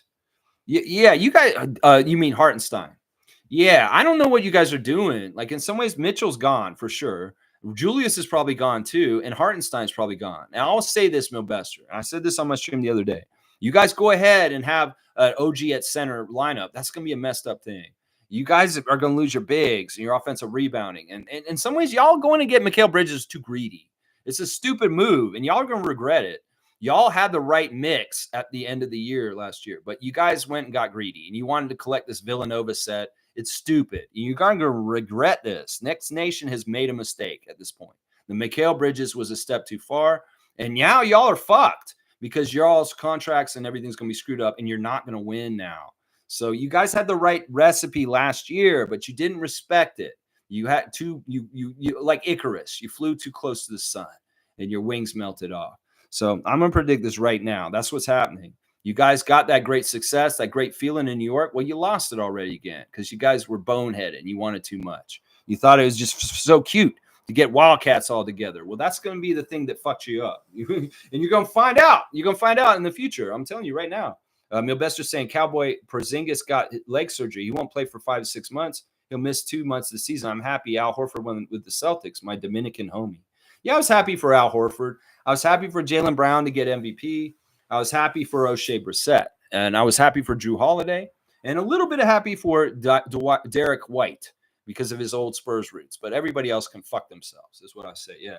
Jill's saying, Tom, can you assist me with the delay, please? I looked it up, but I didn't find anything for users, just creators. Thanks very much. I appreciate it. There's a in the corner. All right, in the corner of your screen, you're looking at me. You just press the button that says live. It'll have a light next to it, Jillian. If you press the little word that says live, it'll click and it'll go quick all the way to where I am live. If you're on a delay, that's how you do it. Click on the word live on the window screen. That's all you got to do right there. Let's see. Cowboy saying, that's great. Let's go. Milbester saying, Cowboy, what do you think about the Mikal Bridges trade? You didn't need him. If you had OG already, you didn't need to get Bridges, but you went ahead and did it. And then when you got Bridges, I was like, well, OG's probably leaving then. But no, y'all are going to overpay and pay OG too. Yeah, y'all are really hamstringing your team. And in some ways, you're losing all your size now. So all that offensive rebounding the Knicks had last year is out the window. If Hartenstein walks and Robinson's gone, y'all do not rebound the same way. And trust me, I've seen OG play center in this season in Tampa. It's not a good look. And y'all going to try and play OG at center? Y'all are ridiculous. Y'all are ridiculous. You might as well promote Precious and make him the starting center if you're going to do that kind of shit. So, yeah, I think the trade was folly. And y'all really fucked up. Seriously, y'all can be all giddy and crazy because you made this set. But watch, Raptors Freak's going to be right in the end. Seriously. Stargate saying, I don't even watch He Who Shall Not Be Named. And quite frankly, I seriously question the mentality of anyone who supports his content. Yeah, I don't know. In some ways, I haven't watched him in a long, long time. I really, really haven't. I just try and stay away from him. I hear what he's saying from you guys. And Carlos saying, I love it, Lex. And Mobester's saying, Lex, what do you think of OG resigning? Well, I'm glad y'all got it done. In some ways, y'all were being disrespectful to him and not paying him right. But you paid him the right amount, and which was plus $40 million. But in some ways, some people are going to tell you y'all messed up too, because we know OG's injury record. In some ways, you guys paid a lot of money to him. Raptors fans wouldn't have been comfortable paying him that amount of money. And that's why he's not on Toronto anymore. And y'all got him. So, yeah, we wouldn't pay that guy that much, considering how much he misses time. So you go ahead and feel real good, Milbester. You go ahead and feel real, real good. I'm surprised y'all could wedge him in with everything that's going on there. Well, you're gonna lose some of these guys. You can't keep everybody. New York fans are crazy. You guys think you're going to have Robinson, Hartenstein, Randall, and all these guys? No, you're not. Julius and Mitchell and Isaiah are probably gone. Probably gone. And then what do you have for size? Seriously. Who's your size after that, Milbester? Yeah. Yeah, it's a lot of money. $42 million a year for OG is a lot of money. He's the highest paid player in Knicks history, a former Raptor. Seriously, this is crazy. Milbester saying, still can't believe the Knicks got Mikal Bridges. I thought they weren't going to get him, but the Nets realized they needed all our picks. Yeah, you were opportunists on that. In some ways, Joe Tsai just wants to wipe the slate clean in Brooklyn and let Jordi Fernandez start where he wants to start. And he's starting with Nick Claxton. And going from there is rebuilding completely with new guys all around, young guys. And it'll be Jordi Fernandez's vision, the coach of Team Canada. So, yeah, you guys were opportunists in that way. But in some ways, I think it was a folly what y'all did. Y'all really kind of messed up. I really do believe that. Yeah. Yeah, I appreciate your super chat again, Bryce. Very nice of you. It was very kind.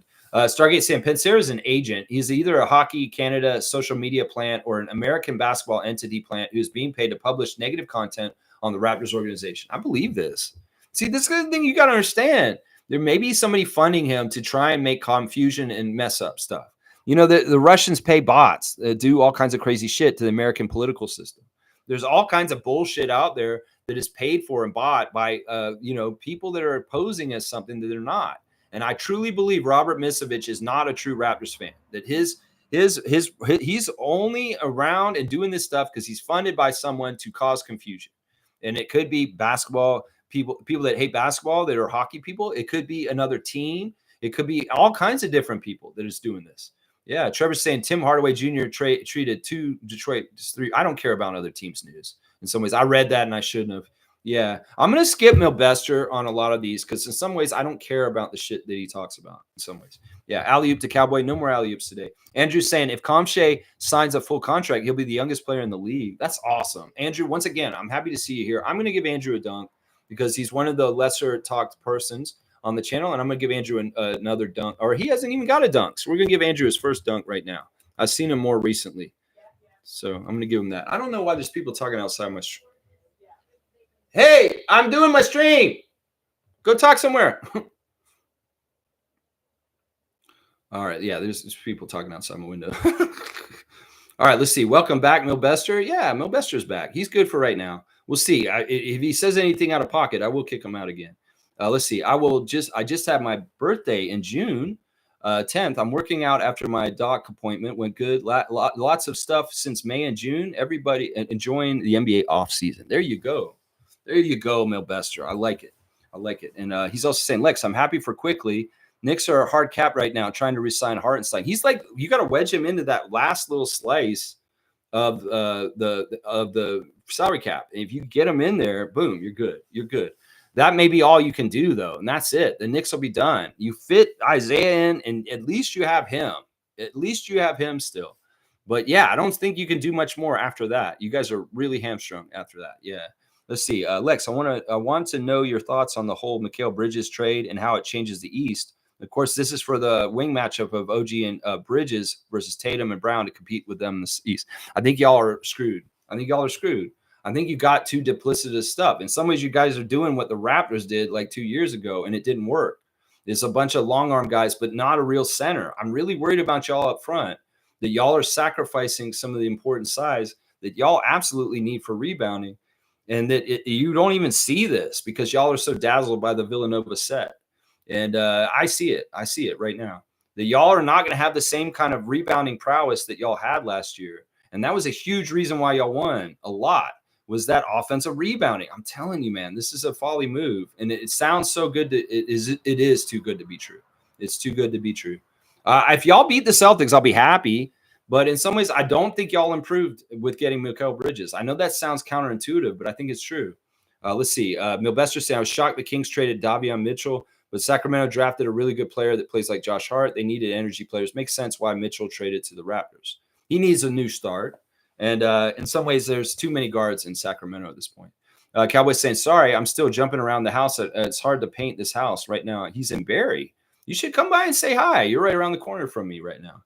Yeah, let's see. Stargate saying, so who initially offered IQ the 175, which the Raptors matched? Isn't that how it works? No, nobody offered anything. We're just giving them that. In some ways, we could just sign him right away, and nobody has a chance to actually talk to him. So, yeah, we just do it. In some ways, IQ is fine with the number coming to him. We don't even have anybody involved in talking to him at all. So there doesn't have to be a match or anything. Let's see. Cowboy saying, Raptor Freak can fix a world. I'm trying. Let's see. Yeah, I'm not going to do all your picks. I don't give a shit about the Knicks picks, the kid from France. So I'm going to keep going. She's saying, I read that IQ is signing an extension with the Raptors without having any offers. Yeah, I think that's true. It's all worked out. He's happy with the number. He doesn't need to go test the market. He really doesn't. Yeah. Cowboys saying nothing but love for Milbester. You know, I'm going to give Milbester a dunk for showing up and saying hi. We were wondering if he would come back, that I had taken him off the banned list just because in some ways it was like, you know, it was later on after the Knicks got eliminated. You're at 12. Let's see. All right. And this is going to be a sore subject if we talk about this too much. He's saying, Lex, my Florida Panthers are so glad they won the Stanley Cup. I was rooting for them to beat the Oilers. We lost last year to Vegas. My family lives 20 minutes from Sunrise. I don't give a shit about that. Fuck that shit. I was rooting for the Oilers just like the rest of Canada. Fuck the Florida Panthers. Yeah, fuck them. Randolph saying, Lex, Andrew Wiggins out of Canadian Olympic picture, according to a source. Golden State Warriors playing hardball with veteran. They are looking to move. Canadian team opens camp later tonight. Wow. So Randolph saying that, and this will make Monique smile right now, that Andrew Wiggins is out of the picture for Team Canada and their roster. I don't know if this is true. I trust Randolph Phillips, though. He's a really reliable source. So this is probably true. I'm going to have to go look at this. Stuff's always happening. All right. I'll check the Farmers app, even though I'm way over time. And I guess this is a special day. Too much stuff happened yesterday. All right. Here's the Farmers app. Today is the best day to begin a diet to lose weight, cut hay, destroy pests and weeds, dry fruit, vegetables or meat, prune to discourage growth, quit smoking, and wean animals or children. There's a lot you can do today. You could be cutting hay. You could destroy the weeds and the pests. There's all kinds of stuff. Maybe I should go do some of that today. I'll go get rid of some weeds today. Maybe that's what I'll do. Milbester saying, Cowboy, I just want the season to start. I'm happy for Al Horford. Yeah. That's too repetitive. Let's see. Yeah, I'm not worried about that. Let's see. Today is the day to water your plants in the balcony. Let's go. I like that. Andrew saying, wish we could get IQ for around 28 million, but if it's 35, I can live with it. Well, it's up to Bobby and Masai and what they feel like he's worth. In some ways, we could see this contract get nailed down for 5 years, and it doesn't. It's like a real steal in the years to come with the new cap and the new TV deals. So, Andrew, Even if this looks like a steep price, and we were hoping for around 25 million for him, even though it's 10 million more a year, it may look really good with the new money coming in from the TV deals around with Amazon and different people involved now. So yeah, Jeff Bezos has a bunch of money. He wants the NBA on there. Well, you better pay Jeff Bezos, and some of that money will come to the players in their pays. So yeah, I'm okay with it. It could be like in 4 years from now, we look at IQ at that rate and we're like, yeah, he's such a steal because look at how he's grown and where he's at. Let's see. Trevor's saying Reese tied with Candace Parker for the most double doubles. Okay, yeah, I can't do this. We can't do a WNBA right now. There's too much going on. Let's see. Quickly deserves the money. I agree with this. Knicks couldn't extend his contract for a reason. Now they're hard capped. No way they could have kept Quickly and had the same team they had. That's exactly right. Y'all can't be that greedy. You can't have 2 starting caliber guards. And Quickly needs to start. Brunson's your guy. There you go. Trust in Masai. Smooth saying Golden State not allowing Andrew Wiggins to participate with Canada off the team sucks. So that's why. Okay, so it's Golden State saying he can't. Well, in some ways that saves his face. In some ways, because he may not make the team anyway. Maybe the Warriors got the intel. Steve Kerr could be like, this is actually kind of dirty. Steve Kerr's the coach of Team USA. He's coming around telling Andrew he can't play for Canada. Steve Kerr, that's fishy as hell. You want to let Andrew play for Canada? Winder assist. He's the coach of Team USA. What is that? Milbester's saying Rich Paul was telling all teams not to draft Bronny or he would play in Australia. See, Knicks fan heard that too. Andrew's saying Warriors are mad we beat them in 2019, so they gatekeeping Wiggins. Yeah, I don't know. That could be. I think it's more that Steve Kerr's coaching USA. It's something like that. Smooth saying Jillian, they're trying to trade him so they don't want to risk injury. Okay, I don't even know who we're talking about. Milbester's saying I like Bronny a lot, but the media is being bad to him. He has to play like Bronny, not like his dad. My opinion, he should have played 1 more year or 2 in college, and he would have been more NBA ready. I would say this. He's probably shouldn't have been in the NBA at all. It's only because it's his dad. It's the only reason why. He could play another year. He still wouldn't be good enough to be in the league. They're just going to put him in. Stargate saying Warriors are salty. Yeah, maybe. Fiercely saying I smell Lexathon. Yeah, it's coming. And it's already here. I'm going to be done at 3 hours for sure, guys, because the 11:30 cutoff is just way past now. Smooth saying Wiggins could override the decision by paying his own insurance, much like Dirk did with Dallas and playing with Germany. Likely not, though. Yeah, I don't think he'll do that. When he showed he didn't really have honorable towards Canada in the past, why would he pay his own money to come play for Canada that way? Only for his own ego and fancy. So I don't see this. Yeah. All right, I'm going to skip Bronny stuff. Alley-oop to who is that? Eye Candy. Oh, to Eye Candy. Okay. Yeah, all right, we can give Fiercey a dunk. Yeah, I know who you're talking about, you demons. 134 for Fiercey. Let's see. Thanks, Cowboy. Enjoy your day. Milbester saying, what's the Raptors 9-man rotation next season after the draft? I don't know. I don't want to go over that exactly right now. We'll figure that out closer. There's so much that has to happen still. Summer league and training camp. Alley-oop to Mo. I like that. All right, I'll give Mo an alley-oop. But Cowboy, man, you're overdoing it. In some ways, every time I do it, I have to keep throwing all these. I have to go to the spreadsheet. It takes my time. I can't do these that fast. So I need you to have a limited ball rack. All right, 101 for Mo, by the way. Smooth saying losing Wiggins is a big blow to Canada, in my opinion. I don't think so. We got RJ. And we don't need Wiggins, honestly. This is better. We can have a better big involved instead. I'd rather that spot go to Kem Birch, honestly. In some ways, this actually helps things a lot. If Andrew Wiggins was taking that spot, it'd be like Brandon Ingram on USA last summer. And in some ways, we might not use him. He might be a malcontent. I'd much rather have a guy who's just happy to be there and is like somebody who's just like, yeah, I'm just happy to be here. Kem Birch, we need you. You're going to go in there and guard this big German center now. So this opens up a spot for Brissett or Birch. That's good for me. I like that. Yeah. Let's see. Smooth saying his ability to play the 2, the 3, and the 4 in FIBA game would have been ideal. I'm really pissed, man. I'm not. I don't care. If this is some collusive way that Kerr's trying to hurt Team Canada so Team USA has a better chance, so be it. The things that will happen for Team USA will be their proper just desserts in the end. Let's just say that. We'll see. G saying IQ texted Jacoby saying, let's get to work. Mogbo said that he thought he was Scotty crying tears of joy, but he didn't because he had to be the stronger one already with the jokes. Yeah, I don't know. Well, Scotty's an emotional guy. Of course, he's going to shed tears for his friend. He's feeling it. Smith saying, I really don't know who takes his place. That dude does what he does. RJ's doing that. We don't need Andrew. We never needed Andrew. He only came out of his own ego. And in some ways, it wasn't realistic in some ways, sure, he could have made the team. But now that he's not, in some ways, I'm glad this has happened. Seriously. I didn't really actually want him on the team. I was very much with Monique this whole time that I'm anti-Andrew Wiggins being on Team Canada this summer. Well, Steve Kerr has gone ahead and done a dirty thing for Team USA and taken him out of the running. So that's just how it is. Let's not get too upset about this. This is good. Trust me, Smooth. This is a good thing. G saying, so Curry can play for Team USA? See, that's the thing. Now, someone is saying, well, maybe it's because of the free agency situation with Andrew Wiggins right now is part of it. Wayne saying, went over your head. However, my love for the Kings is the fact of us getting rid of that lazy-ass unprofessional whose name doesn't need to be mentioned. I'm happy for Darko. Now he has assets to grow. So, yeah, not a Jalen McDaniels fan. Glad he's gone. Randolph saying, Lex, Jacoby just said in his interview that Davion was the reason he committed to Baylor and that they played together when he came back to Baylor. Wow, talk about destiny. Yeah, I made this connection yesterday that Davion Mitchell is a Baylor player and that there may be a connection between him and Jacoby. And that may be part of the little plus benefit of having Davion Mitchell on the Raptors all of a sudden is that connection is strong. And, well, he said it in the interview today that he does have a relationship with Davion Mitchell. Well, that's what we're trying to do. We have guys that are friends or familiar with each other. Jacoby Walters going to be very happy to be playing on the same team as his friend Davion Mitchell from Baylor. That's definitely a good plus right there. So he's saying that's what I don't get. Steph's playing for U.S., but Wiggins can't play for Canada. Regardless, hang on, it jumped. Let me make sure. Regardless of injury risk, this is a very, very bad look. Andrew really wanted to play. Yeah, I get it. He's already in camp, but he has to sit out. It is what it is. I'll get the details on this. I'm getting a secondhand from you guys. I'll find out what the whole thing is, and we'll talk about it tomorrow at some point, I'm sure. Best are saying, Lex, so NBC won the NBA TV deal for next season. It's 11:52. I know I'm over time. I shouldn't be over this far. I should be done at 11:30.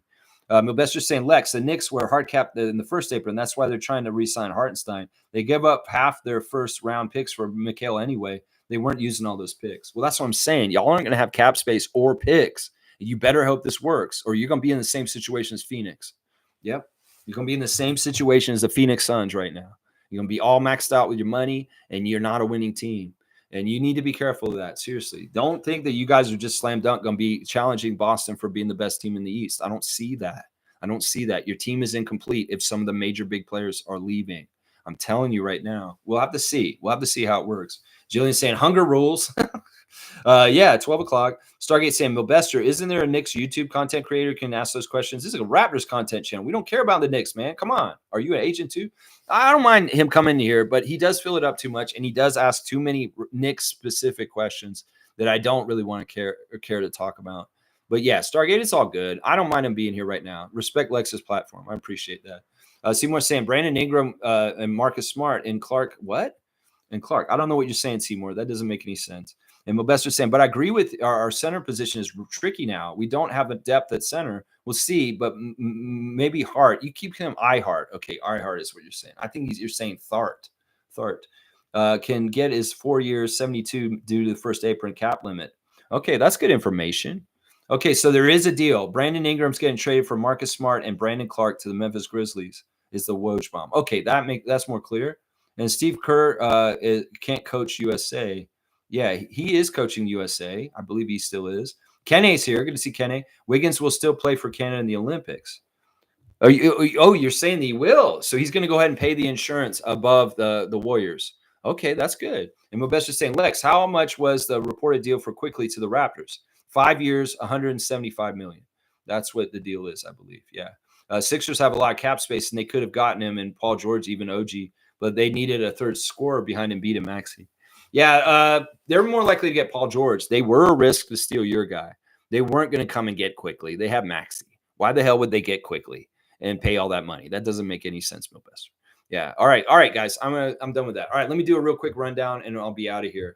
Well, it seems like there's a whole bunch of news still coming in all over the place and different things. There's some press conferences I need to watch, obviously, that have happened. Happy late birthday to Landry Fields, former Raptor. It was his birthday yesterday. I hope he's very happy with Zachariah Rizakur, or whatever his name is, in the first pick. Landry Fields picking him in the first pick of the draft for the Atlanta Hawks. So happy birthday to Landry. Hopefully landing Zachariah is what you wanted. And today, happy birthday to Damone Brown.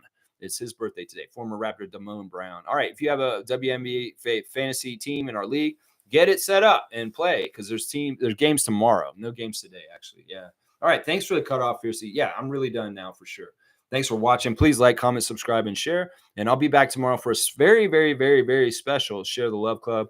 It's going to be different than the normal one, but we'll talk mostly Raptors. But I do want to share the love for some very important people to me. All right. I love you guys. And I'll see y'all tomorrow. Please join the channel if you feel like it. Let's go Raptors. Raptorize your day. Let's go Jonathan. Let's go Jamal. Let's go Brandon. Let's go Quincy. Let's go Davion. Let's go Sasha. Let's go Ulrich. Yeah, let's go Raptors. We restocked the cupboard. That's right, baby.